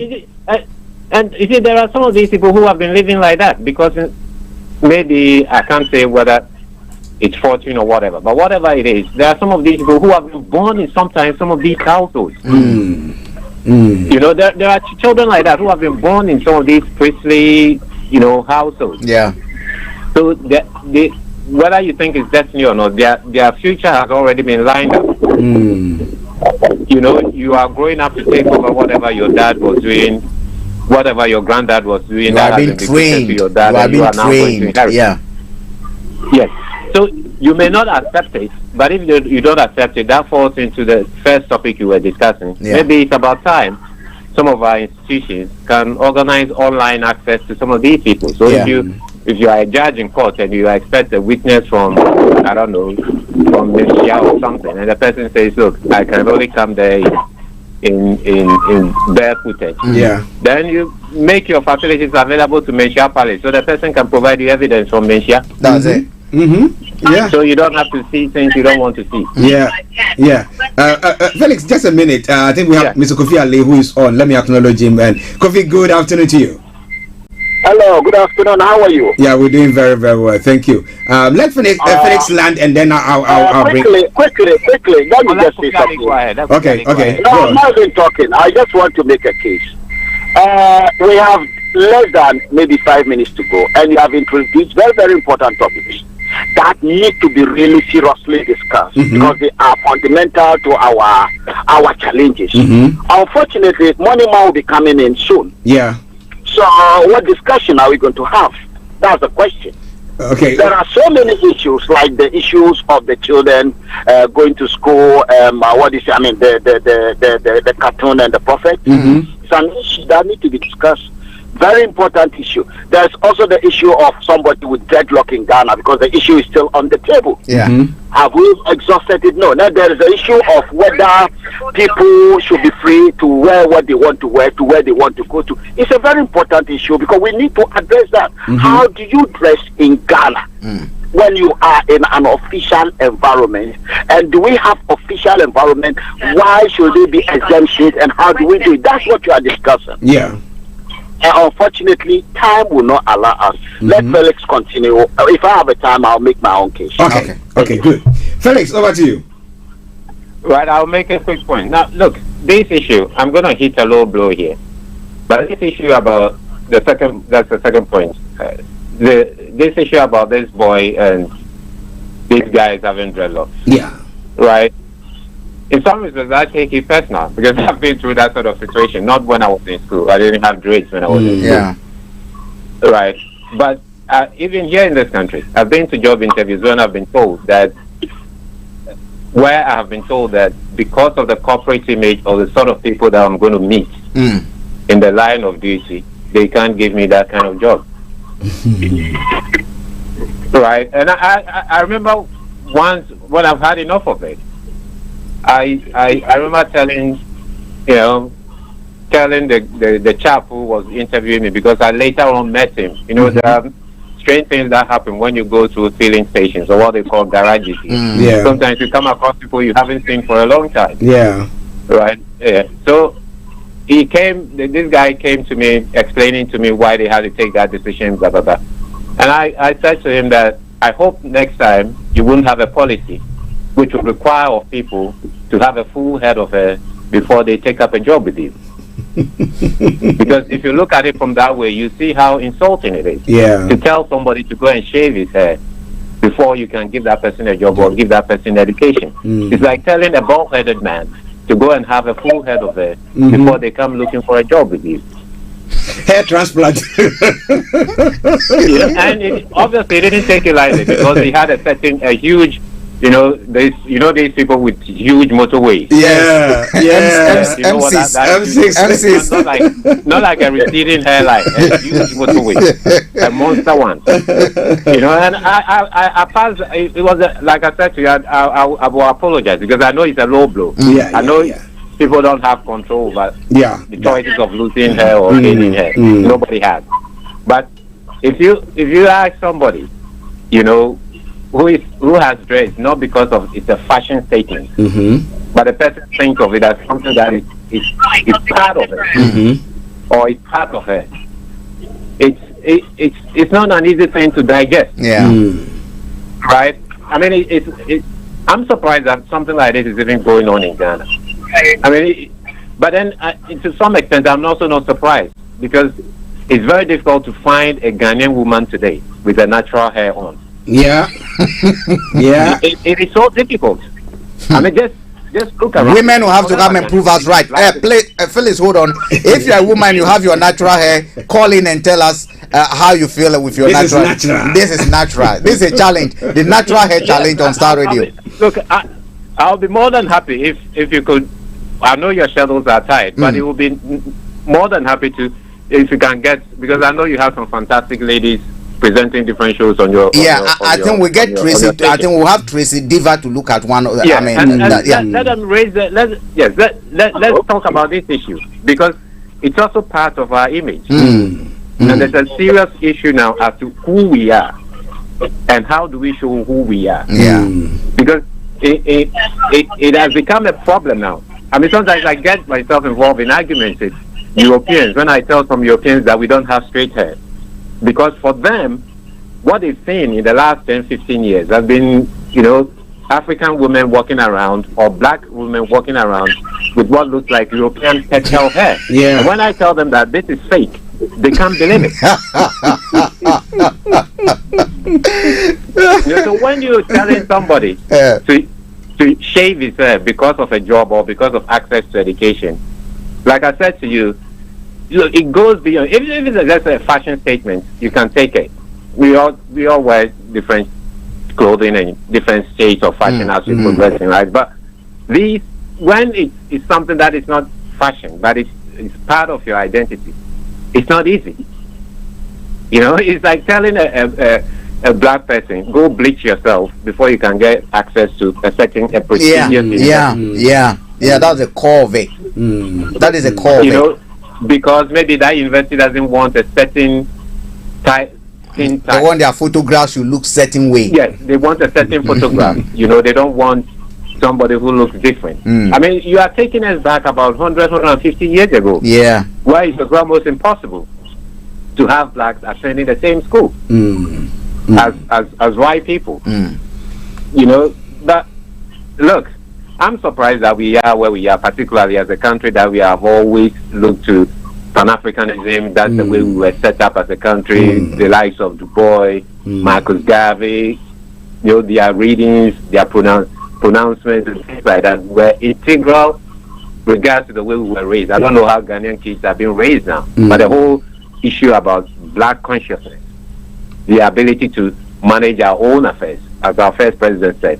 And now, I mean, you have a headmistress of a school who has an Indian hair or a Brazilian hair on her head, telling somebody to go and take off his natural hair. Okay, Felix, just hold on a bit. Yeah. Thank you. Yes. We're going to Kofi. What I'll do is I'll push Mr. Tabiri 10 minutes back. So instead of he coming on at 30, we come on the 40. Let's go, so let's go to Kofi. Hello, Kofi. Hello. Good afternoon. Afternoon. Yourself, Frank, and Archie. I said and Felix, Yeah, I hope he's still out. Yeah, he's out. I think I disagree with a lot of the positions that were presented. Okay. Yes, seriously. I think Frank even came a bit closer. Let's look at something here. Which one are we taking first? Because Any. We're just trying to have that. No, some of them are a bit different. Some are closer. Okay, let's so take the children going to school and a teacher coming to the classroom with a cartoon. Okay. And I think, listener, this is very important because Kofi has a Muslim background. I think so. That would be very instructive. Kofi, go ahead. You see, I'm not even looking at it as someone who is a Muslim or a Christian. A school is not just anywhere you, a teacher, go with any material and do what you want to do.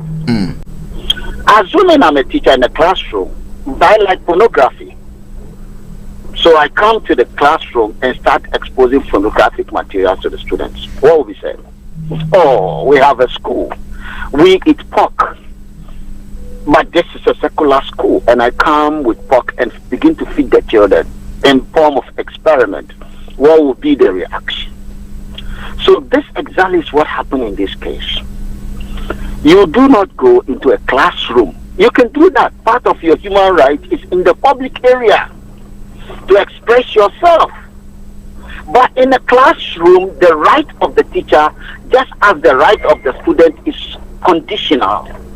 It's not the right you have everywhere. You understand? You cannot tell somebody's child on the street to sit down. He will listen to you.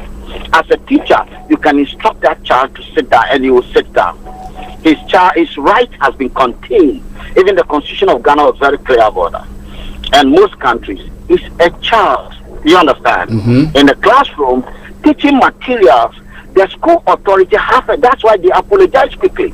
They have a duty to make sure that the teaching materials that teachers will use for students. You remember the same thing happened in Eton, and they made a big. In fact, they dismissed the man. You understand? And this particular case, you understand? Charlie Abdul is a magazine. What kind of a teacher go and bring the magazine, a very contentious magazine, a magazine on which a material on which people's lives were lost, kill themselves in France, and you brought that material into a classroom as a material to demonstrate what? If you are teaching students and you need to talk about Jesus or Muhammad, you're a teacher, remember. What I will say in Hyde Park Speaker's Corner about Muhammad or Jesus Christ, I'll get away with it.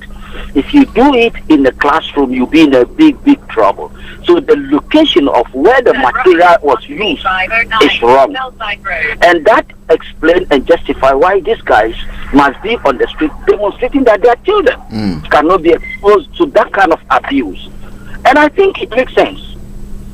You understand? Yes.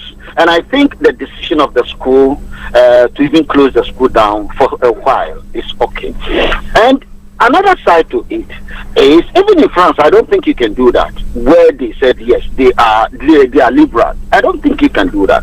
But the side I want to look at quickly is that the British government right now is in Wuhan, China. Talking about how the government of the country is going about their own citizens and feeling certain things are not right.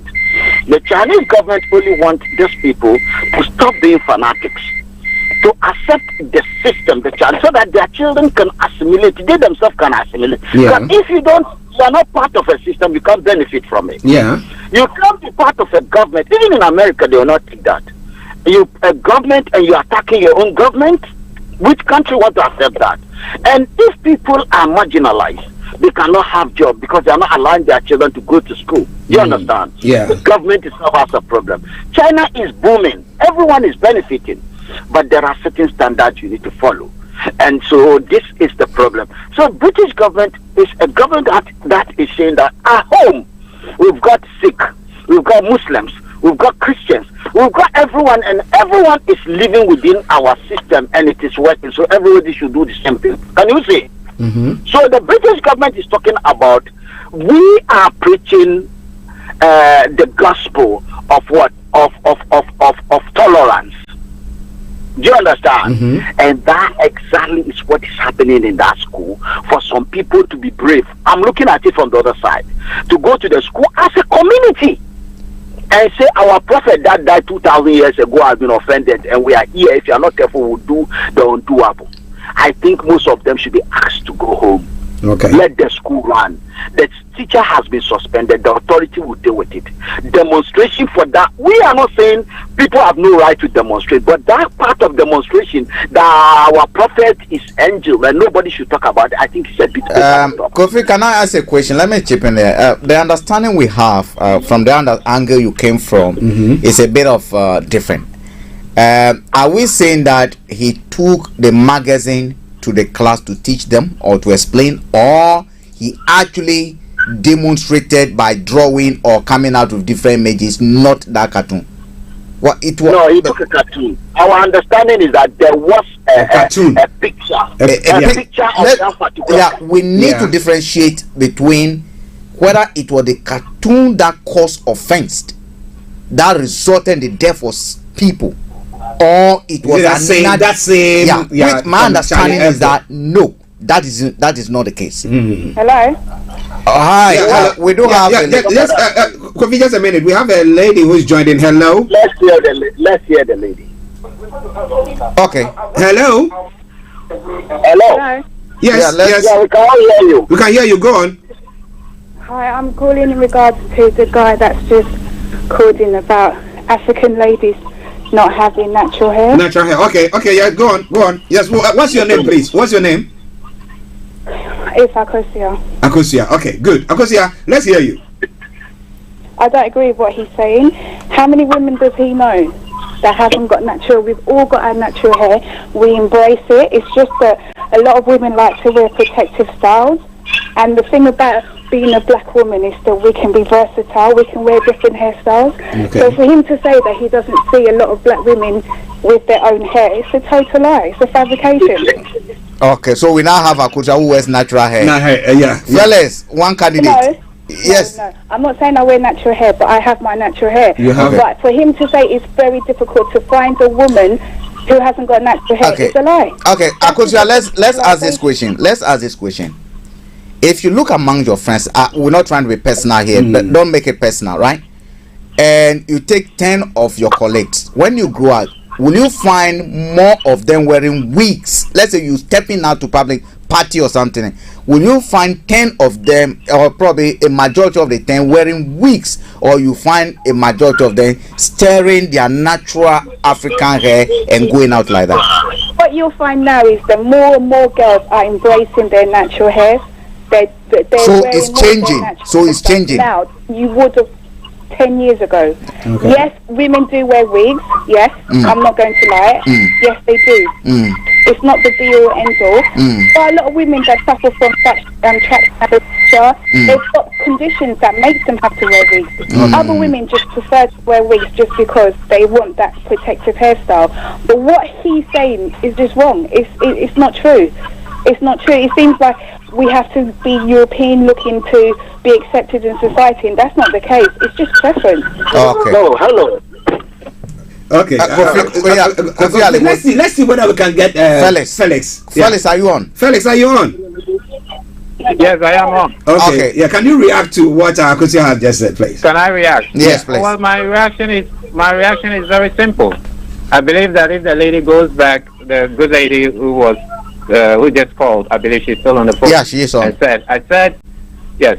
My statement is this. Obviously, my statement is not scientific because I haven't done scientific research on this. Okay. I said it's very difficult to see African ladies or ladies of African Caribbean background in their natural hair. I didn't say they didn't have their natural hair.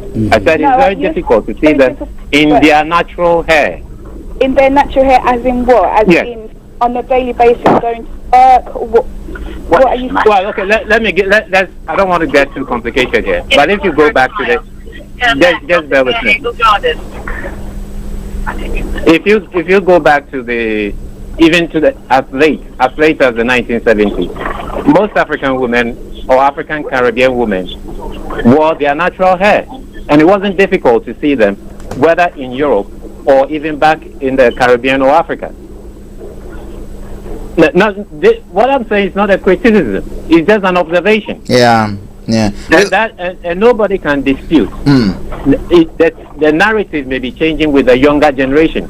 But if you're of a certain age, you would know that it is not easy to see, as we saw in the 70s, most African women in their natural hair. Yeah. I didn't say that they don't have their natural hair.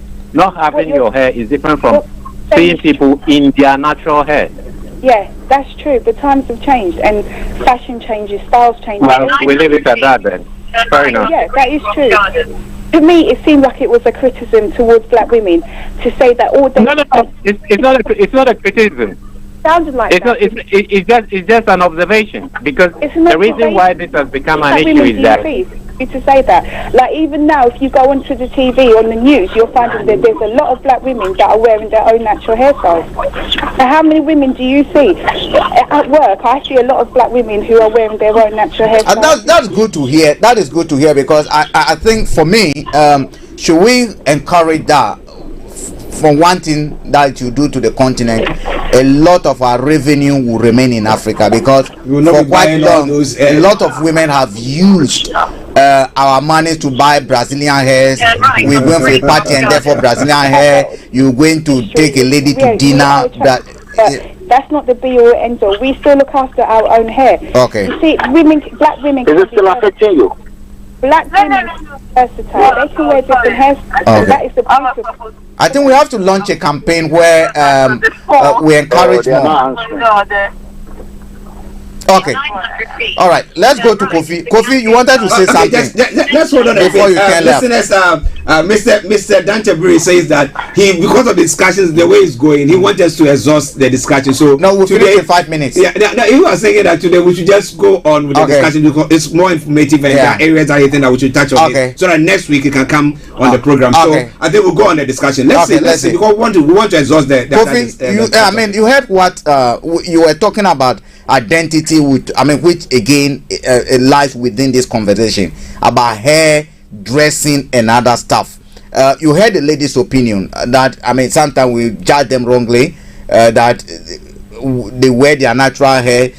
What is your reaction? And probably I'll go back to Akoso and ask, why do most of them wear natural hair at home, but when they are stepping out, they wear their wigs? Kofi. It's for protective styling. It's just protective styling. You're just protecting your own natural hair. It's not always you want to expose it to the harsh weather. You don't always want to do it. Some women like to wear their natural hair, but those that wear wigs, you can't condemn them for it. What I'm saying is, my argument is that black women have the choice to be versatile. They can wear braids, weaves, whatever, relaxed, curly, whatever. They have that choice. So who should condemn them for it? If they decide to wear their hair in any certain style, why should they be condemned for it? If they decide to put Brazilian hair on their hair, why should that be an issue for anybody? Why should somebody because let me ask you, you spoke about protection. Because protection will come with health issues over here. So so assuming woman wearing a wig is just protecting her own crown, she's protecting her mane. That's it. It's not because she's ashamed of her natural hair. Okay. You know, a lot of women that wear the why do they why would they want to protect it though? Why would they want to protect from what? If you protect your own natural hair from what? From what? The harsh weather and everything that goes with wearing your own hair. It's not easy to maintain natural hair. It's not easy. Okay, so it's not so it's not in order to be accepted. No, not at all. Okay. And if any woman's doing that, then I think that is an issue thing. I don't think you're wearing a straight weave to be accepted by society. If I find a girlfriend and I'm dating and I want to take her out to say, can you buy me Brazilian hair for the party? What should I say to that lady? What's up to you? I'll buy you a hat to protect your hair. Kofi, let's hear Kofi. What is Kofi has to say on it? Kofi. I think Akosia has brought another dimension to the discussion. Okay. And which is very, very important. Very, very important. I think what she's saying, and we need to take her very serious, is that there is this misogynistic attitude by the so-called black male. That mentality in their own racist agenda, trying to use the female sex. It's like we are trying to say we have a power over how someone will want to dress. She has made her hair. Her hair is a personal business. Yeah, and your hair is your personal business. You can bleach your skin. It's your personal business. She's not begging you. She's not doing it to make you happy. She's doing it to make herself happy. And therefore, the way Felix presented his case exactly fall into that trap. She can put whatever she wants on her hair. It's none of anyone's business. Let's be honest about that. And there is that attitude that because I'm going to buy it for her, hold it. A lot of these girls are working and making their money as well. They don't really need you. What they need from you is respect. But when you look at it from where we have that mentality, thinking that the female sex, that attitude our ancestors, our forefathers have done in those days when they used to have 6, 7, 20 wives at home. That mentality is still with some of us. Okay, then Kofi and Akosia, let me ask both questions, because from what Felix is coming from, where Felix comes from, my understanding was that we get to a point where we're institutionalizing a certain ways of dressing, and he cited example of the court. And again, what we witnessed in Nigeria, where a priest went to the court and coming to that part of the Kofi, let me rope this in now, because Felix anger is looking at how people are trying to create an image that this is an acceptable form of dressing to a point where certain women, black women, would think that the acceptable form of dressing, probably to go out to show, would be probably to wear wig. I think that's what he's coming, the institutionalization of what might not be normal. No, that's not what he said. You see, I have a problem. When I'm talking, I want to make my case. And when it is twisted, it gives me serious problem. Now, look at what we are talking about. The natural way a person's hair is, some have straight hair, some have curly hair. Yeah. So a dark-skinned person, generally, they have curly hairs. Light-skinned people have what we call woolly or straight hair. So some people are then trying to say that when the dark-skinned person is trying to straighten her hair and treat her hair, go to the salon and get a treatment for her to be what she wants to be, she is imitating the white woman. Yeah. And we need to stop that. Yeah, exactly. Because time has changed. In the past, people plait their hair. Now there are salons you go to and they can do. In fact, you know that the white people themselves also do treat their hair. Some of what you see may not be the natural one, but because you thought it is, so they treat the hair. Yeah, they do with their own kind of hair. Look, whatever they want to do, they are not doing anything wrong. We just see it wrong because it's not the way we used to know it. Okay. And they have a right to do what they can, stretch their head. They used to have, now we have wigs, they can buy the wigs they want. Some even put Jamaica style there, some put Ghana style. Flag there. Let them do what they want to do. That said, let's come back. Let's go to Can I just comment? Sorry. Yeah, go on. Okay, so I agree with everything that you said, and it's nobody's business what a black woman puts on her head. It's nobody's business. She's not wearing straight hair just to conform with the white people. No, that's not the case. Okay, now if, for example, Kim Kardashian, she puts on, when she put braids in her hair, it was seen as fashion. Black women have been doing this centuries. My mum used to braid my hair like that when I was going to school.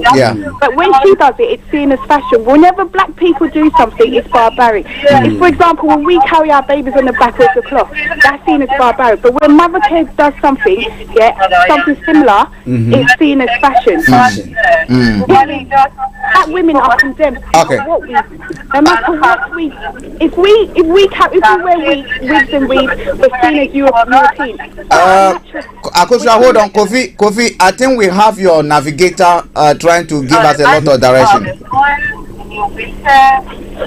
Yeah, I think I need to go off. Okay. Go ahead and come back. Some other stuff. Okay. So that you can have a better discussion. Have someone with me. Thank you very much. Yeah, that's okay. Thank you, Kofi. Thank you. Apologies, listeners. Kofi was making a very important point, but yeah. I think the navigator is becoming louder and louder. Yeah, he's growing in size.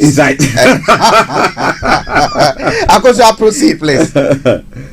I'm just saying that what he said was true, and I agree with everything he's saying. Okay. It's no one's business how we wear our hair. Okay. If I put a wig on, it doesn't mean to say I want to be a white woman. No, it's because I want to wear a wig. Okay, Akosia, can I ask you a question? Are we therefore saying that, that the pressures that are on women, especially the black women, to actually put on a different type of hair is purely driven by choice, by the desire to protect, and nothing to do with conformity? Yeah. No, I don't. It's got nothing to do with conformity. It's just purely choice. It's purely choice. If you see a black woman that's always consistently in a wig, it's her choice. Or she may have traction alopecia, she may have issues with her own hair, and she doesn't feel comfortable in her own hair, but it's still her choice. No one should condemn her for that. She should be allowed to, if her hair's fake, so what? Let her wear fake hair. The white women, they also wear weaves. Yeah, they do. They put tracks in their hair. Why don't they get judged? Why don't they get criticised for what they're doing? It's not natural. But when black women do, we've been doing this for time. We've been doing this for as long as I can remember. But it's always an issue when a black woman decides to do something with her hair. It's always an issue. Why should that be the case? So let me ask you a question there. Now, assuming you go to the shop and there is this hairstyle, like a wig sort of that is an African hair. Would you prefer that one to the one that looks like Caucasian? Again, what is an African hair, Archie? Kelly. You say I can rock Ghana braids. I can put Ghana braids in my hair. If that's what you're saying is African hairstyle, I can do Ghana braids. Yes. When I decide to, I can put braids in my hair. Okay. And when I decide to, I can wear a straight wig or straight weave. But it's my choice. It's what I want to wear for that time. For whatever I'm doing, I want to wear that hairstyle. So I'm going to do it. And this is what I'm saying about black women. We have that choice. That flexibility. We are versatile. We can wear different hairstyles. So what? It's no one's business what we put on our hair. It's no one's business. When the last time you did that, I've met a girl and she's telling me to buy Brazilian hair. The women are doing their own stuff. They don't need a man to buy their hair for them. And if you go into the wig industry, the wigs that women are buying is more than your mortgage. Yeah. The wigs that women are buying, women are investing in their crown, and who should judge them for it?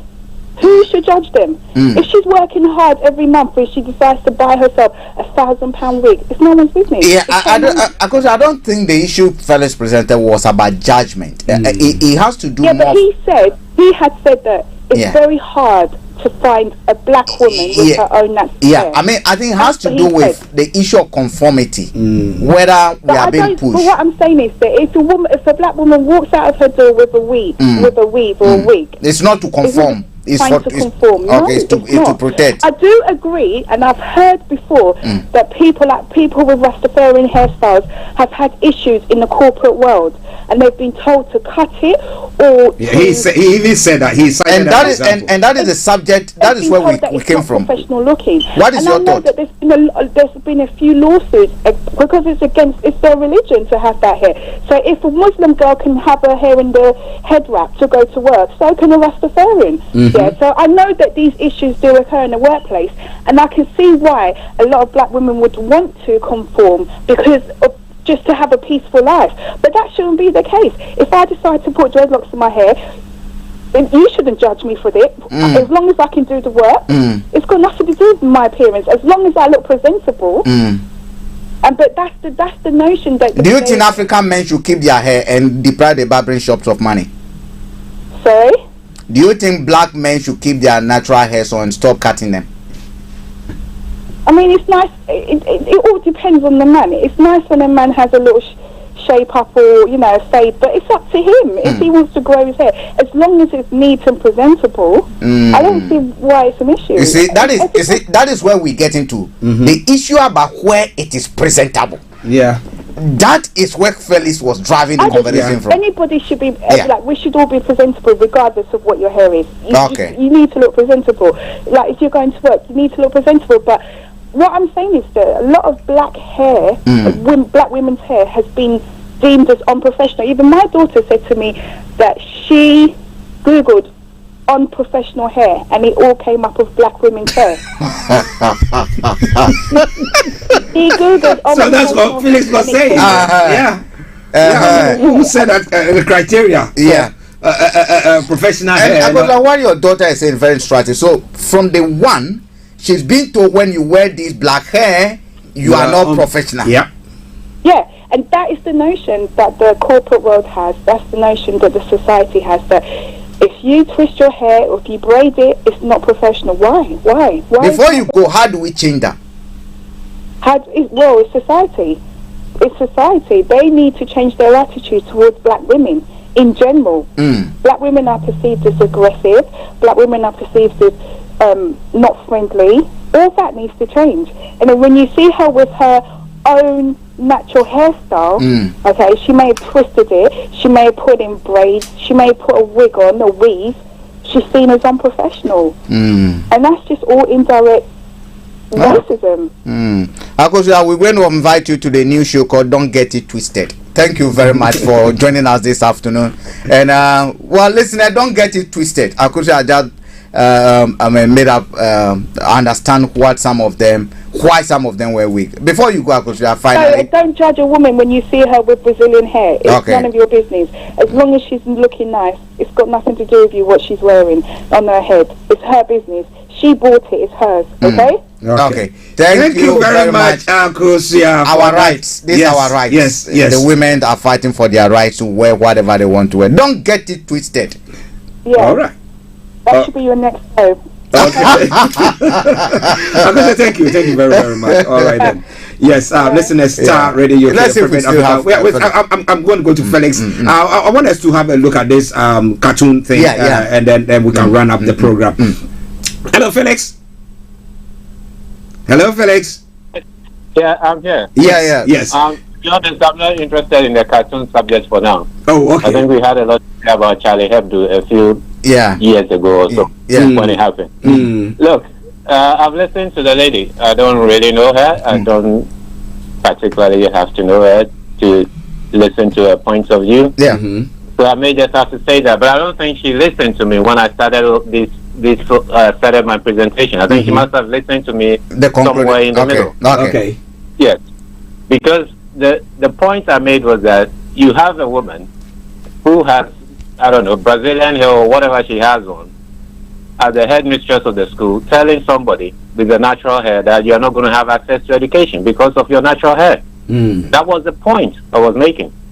The headmistress of Achimota School, who are now denying a child for having dreads. She herself doesn't have her own natural hair on. She's chosen a certain hair which she thinks suits her. Why is it that somebody else who has chosen a certain hairstyle, which is part of her identity, not be allowed access to education? You are pursuing your career as a headmistress of a prestigious school in Ghana. You have decided to wear Brazilian hair or Indonesian hair or whatever hair you are using. Nobody is stopping you from going to work and pursuing your career. Why is it that 17-year-old boy should be denied access to education simply because of his identity? That is the point I'm making. That's all. I mean, she obviously, either she didn't listen to my presentation from the very beginning. She listened to a certain part of it, and so she jumped to a conclusion. But we got some other angle from the women's point of view.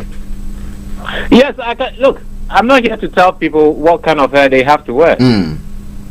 But the point I'm trying to make is that why should people who decide to keep a long hair, call it dreads, call it whatever, why should they be made to pay a price for that? Yeah, which is wrong, totally wrong. You see, I stated something, and I didn't go into detail. I just left it like that. Yeah. She finished with her point, literally confirming what I have said, even though I don't know her from anywhere, that people with dreads have been denied access to work.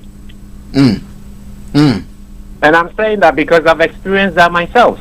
Wow. I don't need any scientist to tell me that. But I've experienced because the person told me. Although it's against the law for people to, but he was honest enough to let me know. Let you know exactly what that transpired. Well, I know that there are many people who have gone through that sort of experience, and that's the reason why I made a point that it's like going to look for a job and you are being told go and get a lighter skin, or go bleach yourself, or if you are a white person you are being told go get a suntan before we can give you this job, or before you can even go through the interviewing process. Forget about getting the job. Before you can even go through the interviewing process. So remember, there are some companies that have 3-4 stages of interviews before you finally get a job.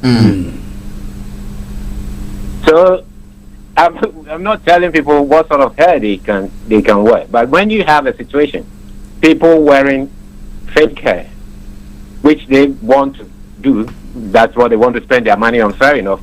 When you have a headmistress of a school who has a Brazilian hair or whatever she has on, telling a 17-year-old that you can't gain access to education in my school, even though you've met the minimum requirements, and you've made the benchmark or merit to qualify to get into the school. You can't have you're telling that 17-year-old or that 16-year-old that you can't have education. That's totally wrong.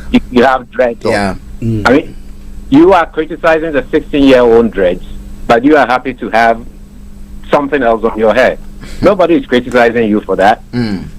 You are pursuing your career at one of the prestigious secondary schools in Ghana, even older than almost all of our universities. A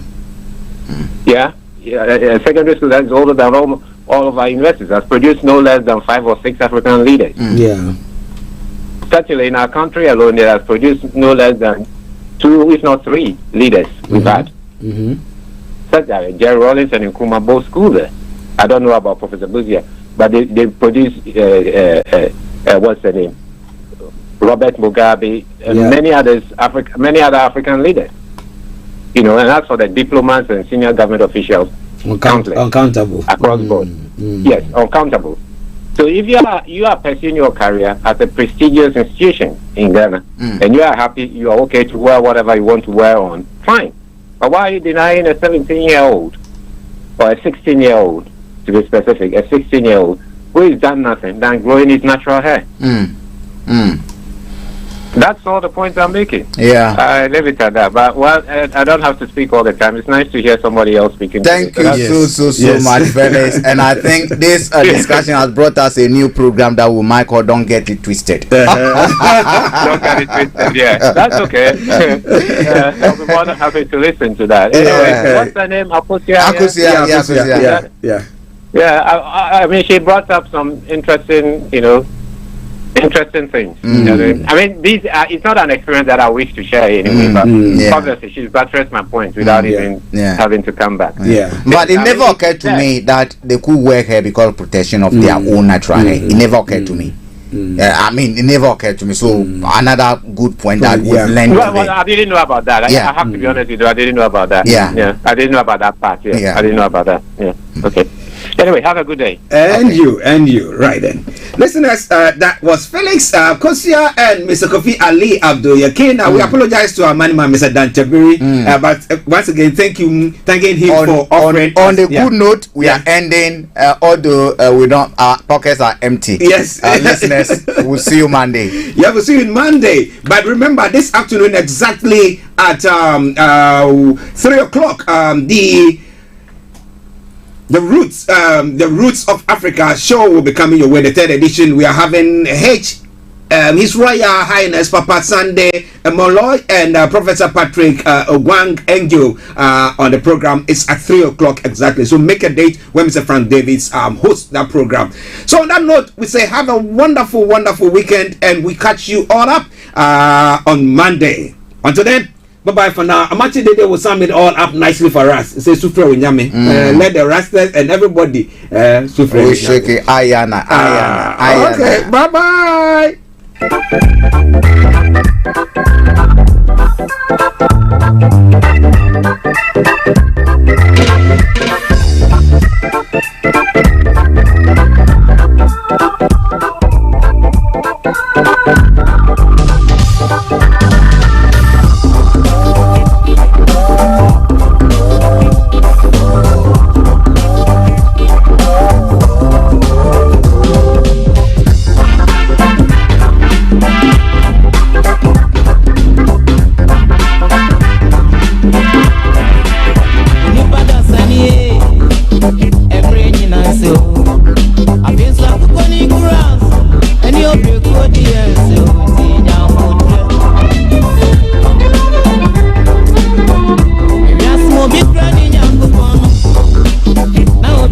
you.